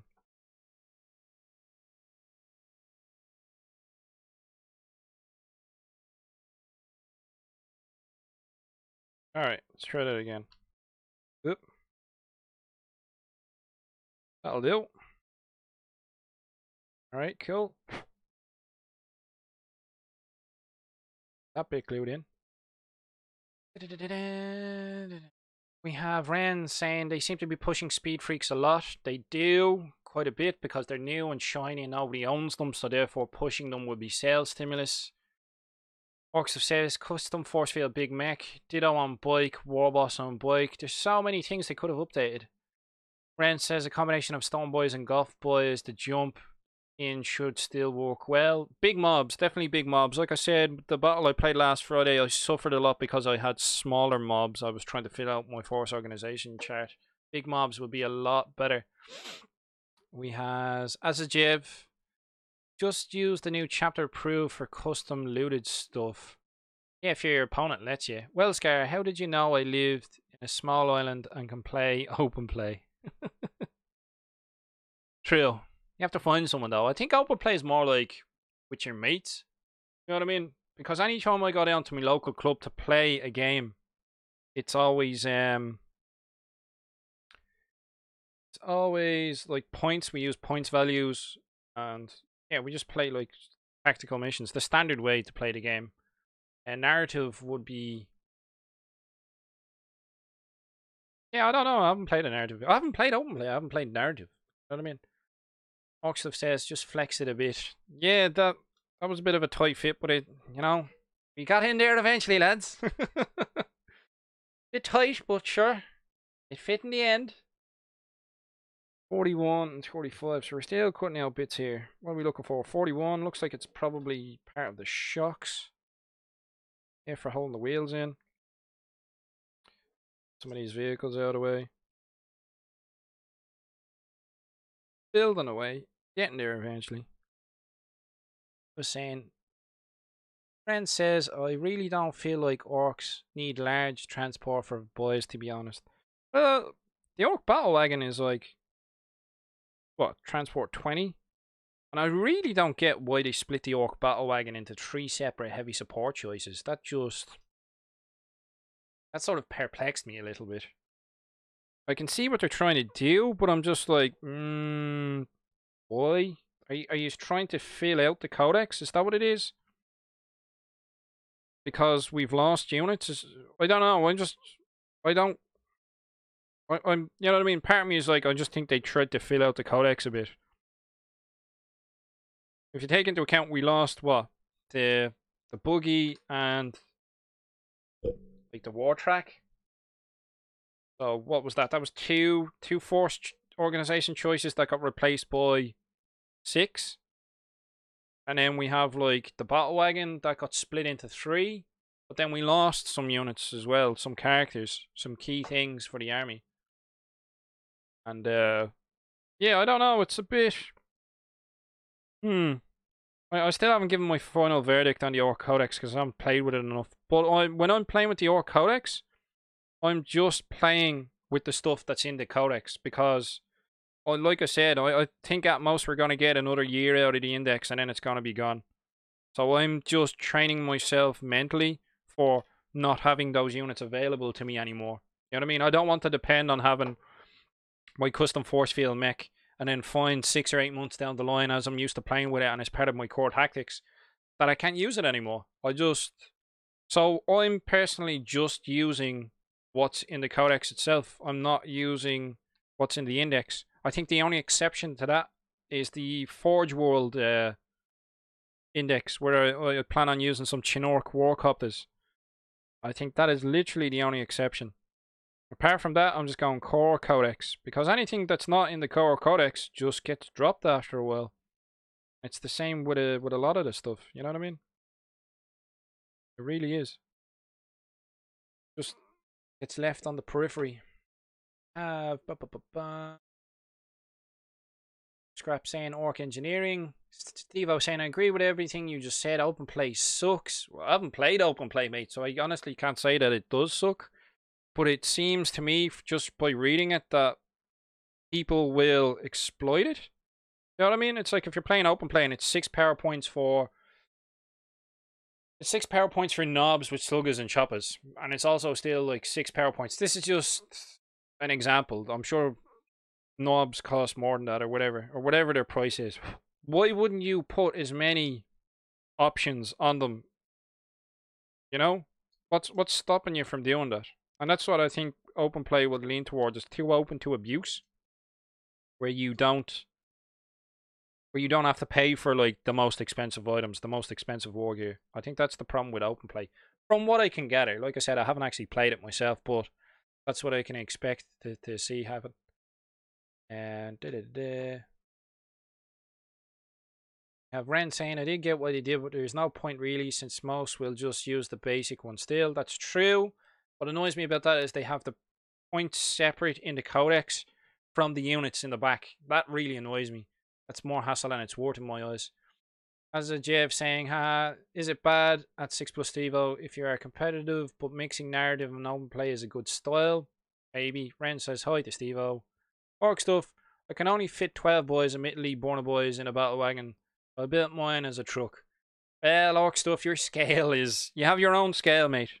But I like how you physically like to fit your models into the vehicles. You know what I mean? That's more that can be said for rhinos and such. Scale and actually fitting things into places or spatial awareness, shall we say. We'll use that as a catch-all term. Spatial awareness hasn't been a strong point for Games Workshop for a long time when it comes to miniatures like that. Not at all, man. Not at all. As a Jeff saying, Scar, according to my local GW, the index is still legal for tournament according to them. Yeah, but for how long, man? How long is it still going to be? Like, it's not going to be indefinite. You know what I mean? Like I said, at most, I will be very surprised if it's still going to be used in 2020. So we, you know, at most you'll probably get next year, and then what? What you know what I mean? Sisters of Battle are going to be coming out in chapter approved. Then who's left? I think it's like Gene Stealer Cultists, and then after that, you know, is there any other armies that I'm not thinking of that still use the index? I know Gene Stealer Cultists are still using it. We were for a while. I think once they start moving on to the bigger and better things, they'll just phase it out, because that's what they do with everything. Look at the 7th edition Orc Codex. When they left the little wagon out and people were kicking up a ruckus about it, they brought out they brought it out in White Dwarf, and then they brought it out on a PDF after that for some time. You know, but it was peripheral. It's not part of the codex. And now it's going to be coming in on chapter approved for open play, but like I said, nobody really plays open play where I am. It may be different where you are. You know what I mean? I'll see if I can get someone to play open play, but just to give it a bash. Use some looted wagons then, that would be a laugh. But I really do think open play is sort of something you do with your mates, where you sit down and you organise and you go, listen, let's not take the piss, alright? We're going to sit down, we have this sort of, we'll have a game, I'm going to bring this, you're going to bring that. I think open play is really for your mates that you can trust and you've been playing a long time and you're like, you're going to bring that, I'm going to bring this. Let's not just slap all the big weapons on and let the game get ridiculous. Some people might be into that. That might be their cup of tea, but not me, personally. Guff Scrap saying, yeah, I felt some of the codex was adult magazine. Lots of big pics and not all that fill. Yes, there is lore, but nothing on making orc scenery or enough painting tips. But my last codex was Tord. Yeah, it's been a big change since 3rd edition, man. It's totally shifted. They don't want you to make your terrain anymore. They want you to just buy it off them directly. Hence new buildings and stuff like that. You know what I mean? It's just the way of it, I suppose. This goes that way. Yeah, I'm just a bit disappointed with the codex where the focus has gone off of customizing and kit bashing and having options. You know what I mean? That aspect of the hobby that they supposedly push. This codex is contrary to that ethos that apparently that they're supporting. You know what I mean? It is. It's perplexing. You know what I mean? It's just a bit odd, I find it. But neither here nor there. As a Jeff saying, the word was the index will always be legal unless a new data sheet comes out. I don't know, man. I really don't think it's going to last all that long. That's me personally. I could be wrong. I will be absolutely happy to be wrong. But like I said, I'm just going to use units in the codex, because I do expect the index to be phased out eventually. You know what I mean? We were told when they initially came out that they were only a temporary measure, a temporary fix until the codexes come out. So I expect them to disappear. When? I don't know. But I do think they will be phased out eventually. It would be great if they weren't, but it'd be even better if the units that we want were just in the codex. You know, that would kill 2 birds with 1 stone. We wouldn't have to. We shouldn't have to try to depend on the index. You know? Especially since we've been told it's a temporary measure. We shouldn't have to depend on using the index for units. It's like, really? How much more would it have costed to print off those extra few pages? You know? Or bring out those kits in the long run. But I don't know, we might be getting an expansion somewhere down the line, where it's like, here's a Mega Armored Warboss kit and stuff. We don't know. We'll see. We'll see what happens. Ren is saying, I tried to make an open playlist, and as a non-abusive list, I still got 1200 points in a 1000 points army. But this is what I mean. You really have to trust the person you're playing against. This is my perception. Like I said, I haven't played it myself, but my perception is you'd really have to be mates and have an agreement before the game not to abuse the absolute snot out of the mechanics. You know, but I think it is potentially open for a lot of abuse. Where does this tooth go on? Goes on that way. What a pain in the arse. There we go. That goes on that way. Bitch, you bastard. A lot more hassle than it's worth. Yeah, there we go. Alright, cool.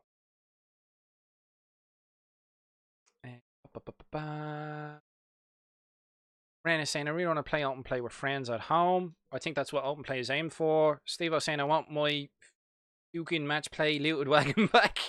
Me too, mate. Wargamer Viking. What is the crack, bud? Good to see you popping in. Good to see my face. Good to see you as well. Good to see that you're keeping busy with your chill con and staying busy, man. That. There we go. Put that tusk in there. And I'm pretty sure it'll just get us to build the other side. So we'll leave that like that. Put out the other parts. Steve, I was saying, currently playing old school Doom while listening to this. I haven't played old school Doom. What was I playing last? I think I reinstalled War Thunder and I started having a crack at that again for the laugh. Because there's like boats. War Thunder is like one of those online tank combat sort of aircraft and stuff. Like World of Tanks, if you've heard of it. Or World of Warships and stuff. I had a crack at that. My cousin is trying to get me to play Farming Simulator, and I'm not having a bar of it. I'm like, nah, you're alright, mate. But it's great fun, you know what I mean? The two of us can play Farming Simulator, and I'm like, are you serious? Are you that bored that you're like gone around in a combine harvester? It's like, yeah. It's like, alright, fair play to you. I've miniatures to build, so you tell me how that works out. Each to their own, mate, but I don't know. I'm not really into that sort of game. You know, your shelf. Saying what?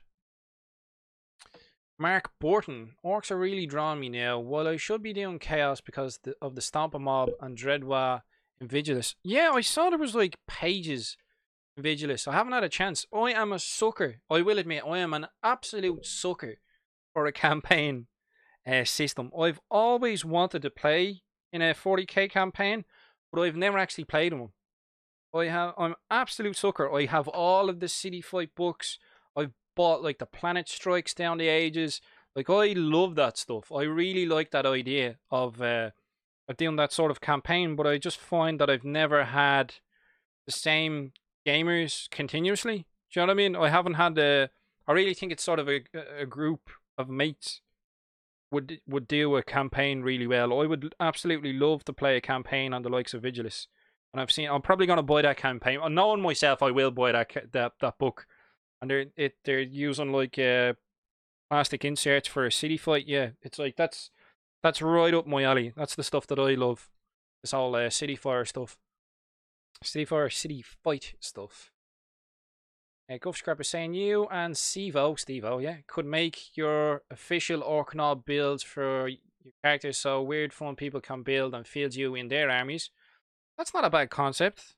That's not a bad concept at all. I'll have to kit bash something together there. Clearly be a blood axe. As Jeff is saying, so I might have missed something, but Rens, did you use power level as a baseline, or you just bring whatever models you like? Talking about using open play there. Rens, as a Jev, it was 100 power level army. Alright, yeah, so he was talking about how it was a 100 power level army. But he still got extra points in regards to if it was match play. Yeah, match play, that's the name of it, match play. I keep forgetting the names of stuff. As he's saying, nice at Skarnir, just fired up Minecraft like we used to play back with Les and the other guys back in the day. Man, I have not played Minecraft in years. Absolute years. I have not played Minecraft. If you don't know, I used to play Minecraft back before it was popular. Back in the old days. Jesus, spending like me and one of my mates had a server, like, and it was just like 2 or 3 of us playing on a server, and we didn't hack anything. Everything had to be cut by hand, and we spent hours, man, hours digging blocks. Back years ago, before there was anything really in it, like. Yeah, good times, man. Good times. I don't know, I might give Minecraft a bash, but like I said, I've too many miniatures to be building. I've actually started to dig out my old airbrush and stuff. And I've got my extraction booth up and running. I've started to try out some of the primers. So AK Interactive's Dust Surface primers. I've been mucking around with that. Obviously this one isn't finished, but I'm just been, experimenting, trying to get used to using airbrushes again. Trying to paint up stuff. I have some of the rust effects, so I'm looking to get vehicles done quickly. So I have heavy chip and fluid, I have rust primer, and then I'll spray on some of the other stuff. So I'm starting, that's what I'm doing. I'm just focusing on getting an army built. That's what I want to do. Get a 2,000 point army built and painted, and then start doing bat reps or something like that. Would be fun. Steve, I was saying, if I was a normal knob, it would be combi shootout with Plower Claw. Yeah, probably. Me, personally, I'd probably be like Slug a Chop It, and then give me like a beret and be like a sneaky git. I'd probably be a commando knob. Power Claw, maybe. Maybe give me a Power Claw. But I like being a sneaky git. Always have. Always have. Mark Borton is saying the City Fight sort of campaign expansion they revealed at video this weekend looks sweet too. Building your own hive area with cards in a folder to fight battles for. It does seem like a sweet idea. I do remember years ago when they were doing like City Fight campaigns and stuff like that, you could download a map off of them. You could download a city plan map and just print it off yourself, and different people had different rule sets. But like to get the most out of that, you'd have to sit down there with AutoCAD. Like I've been a sucker. I got like, what was it, Planetary Empires and Mighty Empires. So I have all those tiles that that they have campaign systems for. Like I said, I'm an absolute sucker for campaigns. That's right up my alley. I've never had the chance to play one, but I really like the idea of your battles tying in together. And yeah, like just having named characters, you and your mates, you'd name your generals, and then you'd come up with like some rules for if they get wounded on the battlefield, maybe they miss the next game. You don't really want the characters being killed off too early in it. You know what I mean? It is Hero Hammer after all. Heroes are nigh on and vulnerable. I was gonna say it'd be like watching a Marvel film, but not with the last one. Mr. Stark, I don't feel so well. We know they'll all come back. We know. Know what it's like. Right, so I'm gonna assemble and glue in suspension gear for this guy. This is my favorite part, which is weird. Like, what are you doing? Nah, I'm just gluing miniatures together. Good crack. Saying what?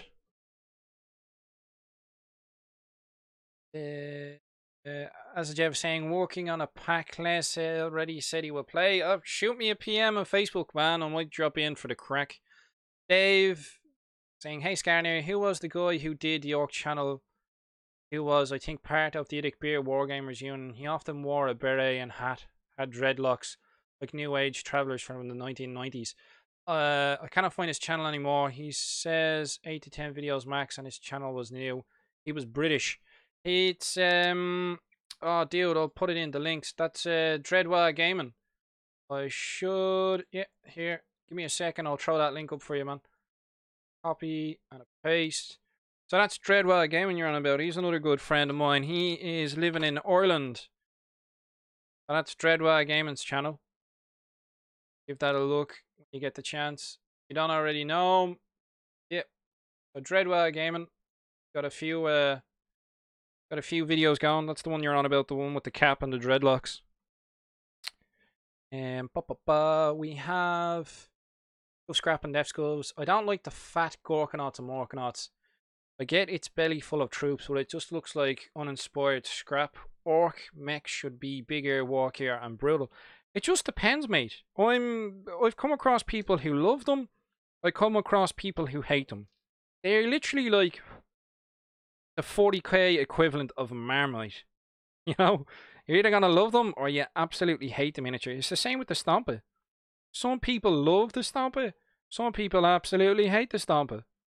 You know what I mean? Different aesthetics for different people. Some people love them. Some people absolutely hate the miniatures. Some people can't stand the bloody things. The Stomper I like. It just the rules, man. Oh, don't get me started on the Stomper rules. The points cost for a Stomper, and it just gets its ass handed to it by Imperial Knight, like every day of the week.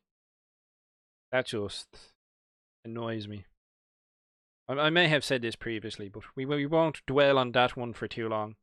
Stomper is too overcosted. It's a good kit. I like the kit, but rules wise, it's rubbish. At the end of the day, we play a war game, so the rules are terrible. We aren't gonna buy them. Not gonna use them. Steve-O's heading off. Take it easy, Steve-O. Thanks for dropping in. Ren is saying, I played Kill Team for the first time this weekend, and it was a lot of fun with a team almost full of commandos. When I played Kill Team a couple of weeks ago, the last time I played, it was in October. It was fun. I did something similar. I think I had like 2 looters for support. I think I had like a grot to take the hits for my looters if they got shot at. And then the rest of them were commandos, and I had a commando knob, and it was good crack. So I had like the fire support for my commandos as they moved up with the looters, and then I had the commandos getting in close, getting stuck in. Commanders are pretty good in a kill team. You know what I mean? So, yeah, that sounds like a full kill team. I think we played 100 points when I played it. I think you're supposed to make like a 200 point roster, but not everyone bothers with that. We're getting there. We're nearly heading towards the actual running gear of this thing. We have all the suspension pretty much built at this stage, I think. Steering wheel and stuff to go in, but I won't bother with that. There is... Alright, so there's the steering column at the front we need to put in. That's like 33 and 32. Put that in next. Give it an L clip out. He was saying, as a Jeff was saying, if I was to do an Orc Knob Mini, for me, it would have to be a Cyborg with a Power Claw, Cane for the blind, and a combi shooter. Maybe something plasma-like if possible. If they had the rules for it, what's that? The custom pistol? Not the custom Mega Blast, it's a custom Mega Pistol. That would be probably swank. Sounds very Bad Moon with your pimp cane. Yeah, that sounds interesting. Should probably do that. Make a knob. Represent yourself in other people's armies. Yeah, I like that idea. I'll see what Steve-O wants to do. He might want to do that. For the nerf. We have Dave saying, thanks. That was the one. Yeah, I thought as much, Dave. As soon as you described them, I was like, I know exactly who that is. Chapter approved. And sort out the Stomper points issue in the future. I hope it does, because mate, it needs to be about the 500 point mark. It is quite ridiculous. It just gets tabled too easy. They either need to sort out the points or give it better abilities, you know what I mean? Like give it an inbuilt custom force field, but it's not on the kit, so they won't do that. But they need to sort the points out big time, man. If they sorted it out in chapter approved, I'd be well chuffed, but it's just shocking the points cost for it. Like literally, I know we're no longer in the index, but literally the index was double the points that it originally came out in. Double the points. It's crazy. Right, so these are for here. Are these pretty much dimensional? No. Goes there. This one goes on this side. Get that to stick together. Yeah, so that's going to be part of our steering gear. Stick that together there. Hopefully without breaking it. Saying what? Ren is saying, yeah, ours was 100 points too with no commanders. Yeah, I've bought the commander expansion, but I literally have just been too busy with looking at the new Orc Codex. I've literally just been too busy with the Orc Codex to sit down and have a look at the commanders. I bought the Commander's expansion, and I bought the Orc Commander. I've since sold on the actual miniature because I've like 2 or 3 of them, and one of the guys in the local club was looking for it. But I have all the bits and pieces. I just have not had the chance to play, and I have some mates, some youths that I know who want to play Kill Team. They want to play Gork and Morka and stuff. I just need to find the time and organize stuff. You know what I mean? I have all the terrain. I have all the bits and pieces. I really like Kill Team because it's easy for people to get into. They don't need to buy a whole army. You know what I mean? But then, like I said, it's just so much has happened in such a short period of time. The Orc Codex came out. I had a few events I was going to. I went on holidays. I've just been super busy. That's why you've barely seen any videos up in the past month or so. Because I've just been too busy. I've been trying to get the live streams going so I can get a bit of hobby done, and you guys can sit and have a chat and hopefully get some hobby done as well. You know? Like, these hangouts don't really get subscribers. It's more for the people who are subscribed to you. But I'm not too bothered about that, to be honest with you. I'm not on YouTube to try and become the next PewDiePie or whatever the next wargaming equivalent is. Valrak or something. Whatever, Trevor. We're just here to have a lerf. Just have a laugh and have some fun. And build and paint some orcs. That's coming together nicely. Slowly. Slowly. What's next on the old build list? Saying what? As the Jeff saying that Skarnir forgot the pimp, then it will need the big pirate hat. Yeah, he might be a Flashgate or a freebooter. Dave is saying, talking about Captain Badrook. Yeah, if Azajev wanted to, Captain Badrook I have here. I have one of them. You could, I suppose you can convert him to have a pimp cane instead of a sword. You could do that. This was painted up for me by Idic Beer. If you're, Idic Beer, you're subscribed to him. I don't know how clear the paint job's coming out, but it's really cool. Painted up really nicely. We did some camo colors and stuff. I think that was the only thing I asked from him. I was like, yeah, just paint up some camo colors and then just go to town and do whatever you want on the rest. So he painted that up for me. It looks pretty sweet. I still have not used them on the battlefield because I still have not built my unit of flash kits since they originally came out. However many years ago. Remember what I said about owning too much stuff? Too many kits that need to be built. But we'll get there in the end. Dave's... Yeah, we read that one. Ren is saying, Stoneboy seemed really strong in the Codex, being able to move 24 in one turn.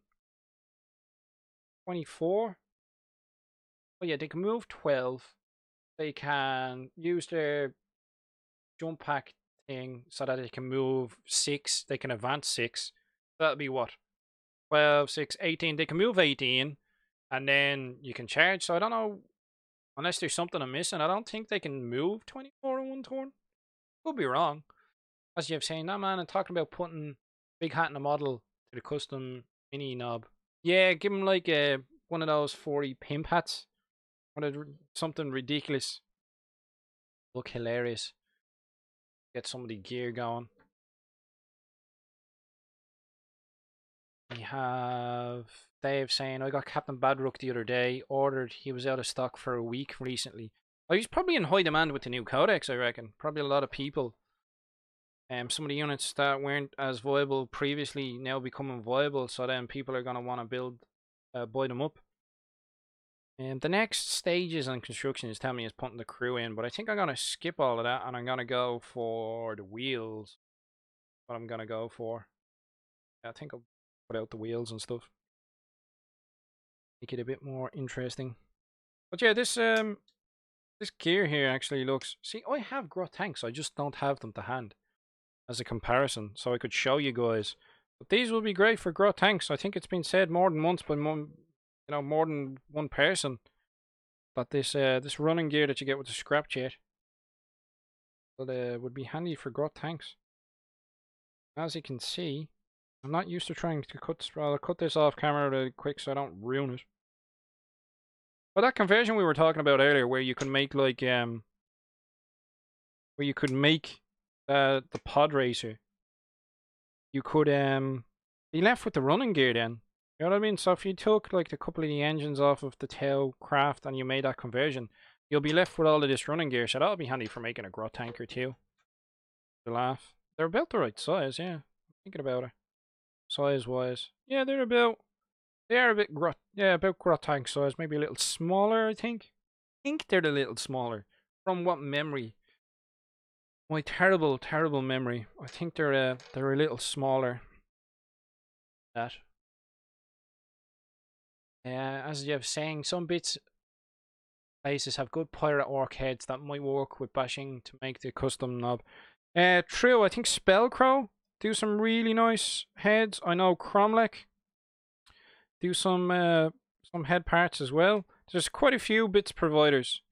Obviously, if you're wanting to customize and team your army, you know, there's bits there because I've bought like beret heads and stuff like that. I've even had a crack at green stuff and some beret heads when Shadow War Armageddon came out. Do you remember that one? Shadow War Armageddon. That didn't last very long. The sort of a precursor to Necromunda. I was only talking to a friend about this last night. I found that somewhat amusing. A product that came out and just wasn't supported at all. But it's cool. We understand why. It was old school Necromunda, just repackaged. But yeah, I did like a green stuffed berets onto my Shadow War Armageddon team. Your mob. I used it to differentiate between youths and boys, so you could tell the difference. Obviously, the boys, as the youths got promoted, they got the berets like the rest of the boys. So I used it as a sort of a mechanism to show, just at a glance, who was a boy and who was a youth, and it turned out pretty well. Obviously, I give like the knob and the heavy, give them berets as well. That type of thing. Interesting. As you have saying, oh, I recall your collection including stuff you and Katata Fish traded. Yeah, I sold a massive Space Wolf army back to Katata Fish back in the day. And then he traded me some Deathcopters. Still have them. Still have them somewhere. I think Katata Fish was messing around on YouTube recently, so hopefully he's getting back into it.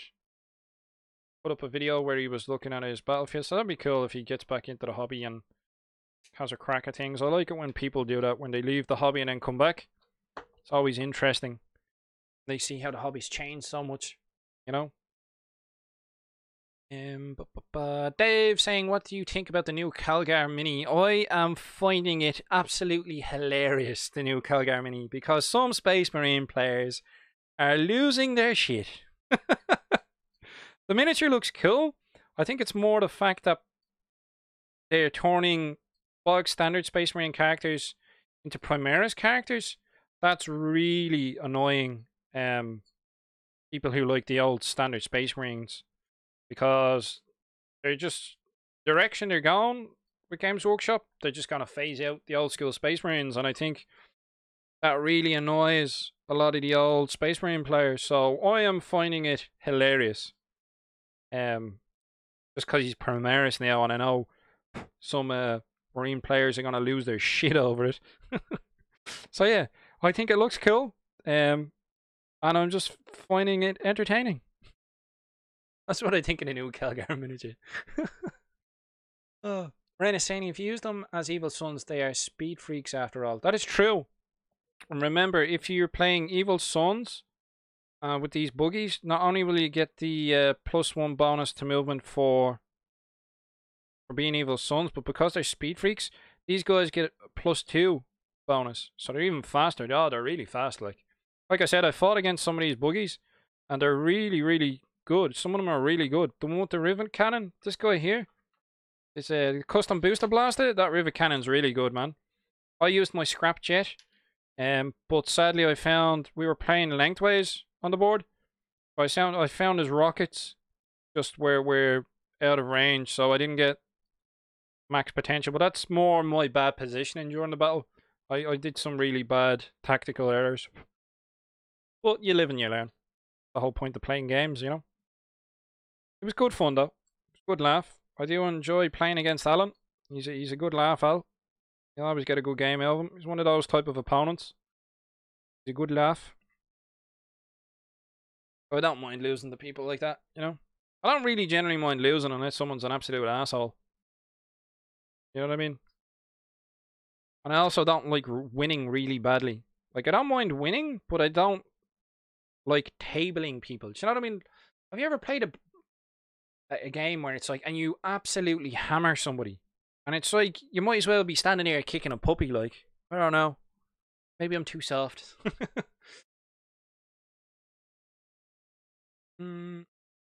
Orc stuff says, I'll cut them off camera so Steve-O can't see me. Yeah, he'd be traumatized, he'd be getting flashbacks. As Jeff is saying, also Foxbox has got bits for Gorka Morka. Foxbox does indeed have bits for Gorka Morka. Foxbox has a load of different bits and pieces. I do have some of his armored wheels, Foxbox. I don't know if he has any piratical hats or heads going. But I do know he's got like some gubbins and bits and lots of good stuff for Gorka Morka. If you don't know what Gorka Morka is, it's an old school sort of... It's Necromunda with vehicles, but just orcs. It's really cool. If you're really into orcs and you don't know about Gorka Morka, go check it out. Myself and a few others run a Gorka Morka Facebook group. I'll see if I can get a link here for you. So if any of you are interested, the Gorka Morka Facebook group there. Hopefully this link will work. No, it won't let me. Ah well. Just look for Gorka Morka on Facebook. You'll find it. It's got like over 2,000 members on that. Well, we keep a lid on things. As you were saying, one new method for doing use boys is 25mm bases for use and 32mm bases for boys. That's not a bad idea. I was doing something similar with the knobs. I was running them on... I put knobs on 32mm bases because I find that they look so much better. And I just stick the normal boys on 25s because I cannot be bothered. But that's also a good way, using the bases to differentiate between the miniatures to show the difference. That's a good idea as well. I like that. It's not bad. I will not be upgrading my boys to 32s. I will in my Swiss. Too much effort. Unless I find like disc inserts on the cheap. I could not be bothered, man. Imagine rebasing all those hundreds of orcs I have. No, thank you. You're alright there, mate. And it's not like I go to tournaments. Well, in the foreseeable future, it's not like I go to tournaments. Maybe, you know, somewhere down the line. You never know what the future holds. Maybe. But, not at this moment in time. Last little flash off of this wheel. Then I think I'll glue it together. That's it for it. Friends, who is it that can advance and charge in the same turn? Is it all orc infantry? If you do your... For a while, should be able to do it. Normally what I do is I move and then shoot and then tend to charge. Rock stuff is saying watch Mad Max. Mad Max is always... The first one's a bit odd. The second one onwards. The new one's really good as well. They're really good. Really good films, man. It should be, yeah, this is what you should be doing, like, is having Mad Max on while you're building stuff. Definitely. Get you into the Yorkie, get you into the Yorkie vibe. But clearly when they were designing some of the new vehicles, they were watching Mad Max. Because the grot that goes on the front of the Snaz like a blast wagon, whatever the hell they called it. This guy. This isn't Mad Max inspired. I don't know what is. But yeah. Oh, and there's a flux capacitor. If you haven't seen this one, in the Shock Shop Dragster, there is a flux capacitor in the back there. That's literally, yeah, it's literally like a flux capacitor. It's hilarious. I'll have to take pictures and throw them up. What's my count? Here we go. Ghost Crap saying, when I get around to photo my army, maybe I should try do a mugshot of every mini and make like a mug album. That sounds like an awful lot of effort. But if that's what you're planning on doing, then fair play to you. As you were saying, what is your count now? 10 times green tide detachments or 1,000 boys? It's not that bad. I don't. No, hold on. About it. Probably. Oh no, I probably have like 400 or 500 boys. At a rough guess. A lot of it's unbuilt. That's the problem. But a lot of the points costs, if I was like to sit down and total points costs of the stuff that I have, like just bare gear, like I have a lot of peripheral stuff. Like you have to remember, I've like 3 Stompas, one of which is like the Forge World custom Stompa, and I've loaded the Forge World stuff and Battle Fortresses, and you know what I mean? Most of it's unbuilt and unpainted. Left the lid off too long. Glue has dried. This is where it splurges everywhere and you make an almighty mess. So what I will do is I will change another glue. And the nozzle will just come straight off. How handy is that? Yeah, these glue bottles aren't the best. Ideally, I like using Humbrol, but for some reason when I went into like the local model shop and the local train shop, they didn't have any. And I was like, what? Like, yep, didn't have any. So I ended up going to Games Workshop for the glue. You know what I mean? And they didn't used to do these bottles, but thankfully they do now. Of course, it's always going to cost you an arm and a leg. Got Games Workshop written on it. Citadel. Always going to cost you money. But that's that wheel sorted. The tracks will go on. And it'll look something like this. I'm just going to dry fit it to sort of show you guys. So I'll dry fit together. Something like that. And then we'll stick the guns on. And we'll be laughing. I think that's it for now. We're well rocking over the 2 hours at this moment in time. I have to pop off and get something to eat. And yeah, it's been good crack, lads. I've enjoyed chatting to you. Scrap saying I do a lot of things for the lols. Or don't we all? So yeah, I think we're going to call it that for today. So we got most of a buggy built. I'll probably get this one finished off camera. And then I don't know, we'll see what's happening. We'll see what way we go. I might do another live stream later in the week or next week, but I'll throw it up and I'll give you guys some notice. Orc stuff saying I ended up having to super glue my nozzle onto the GW bottle. Oh, was it that bad? Go scrap saying boy. So yeah, we'll leave it at that, gents. I think we'll call this stream to an end. It's been over 2 hours. It has been entertaining to say the least. Thanks for popping in, as always. If you're watching this and you're not subscribed and you like what you see, subscribe. Don't forget to hit the like button, guys, because YouTube loves that type of stuff. And we'll catch you in the next hangout. I'll throw it up. Might be the end of this week. If not, then we'll do one next week. And I'll show you this one built.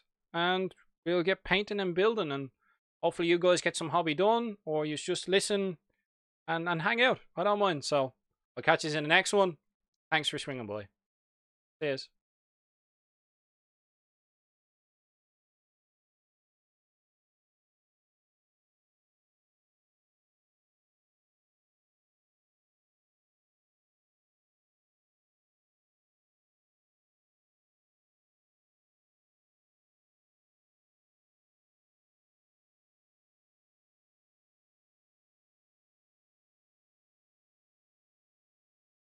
Raymond, is it?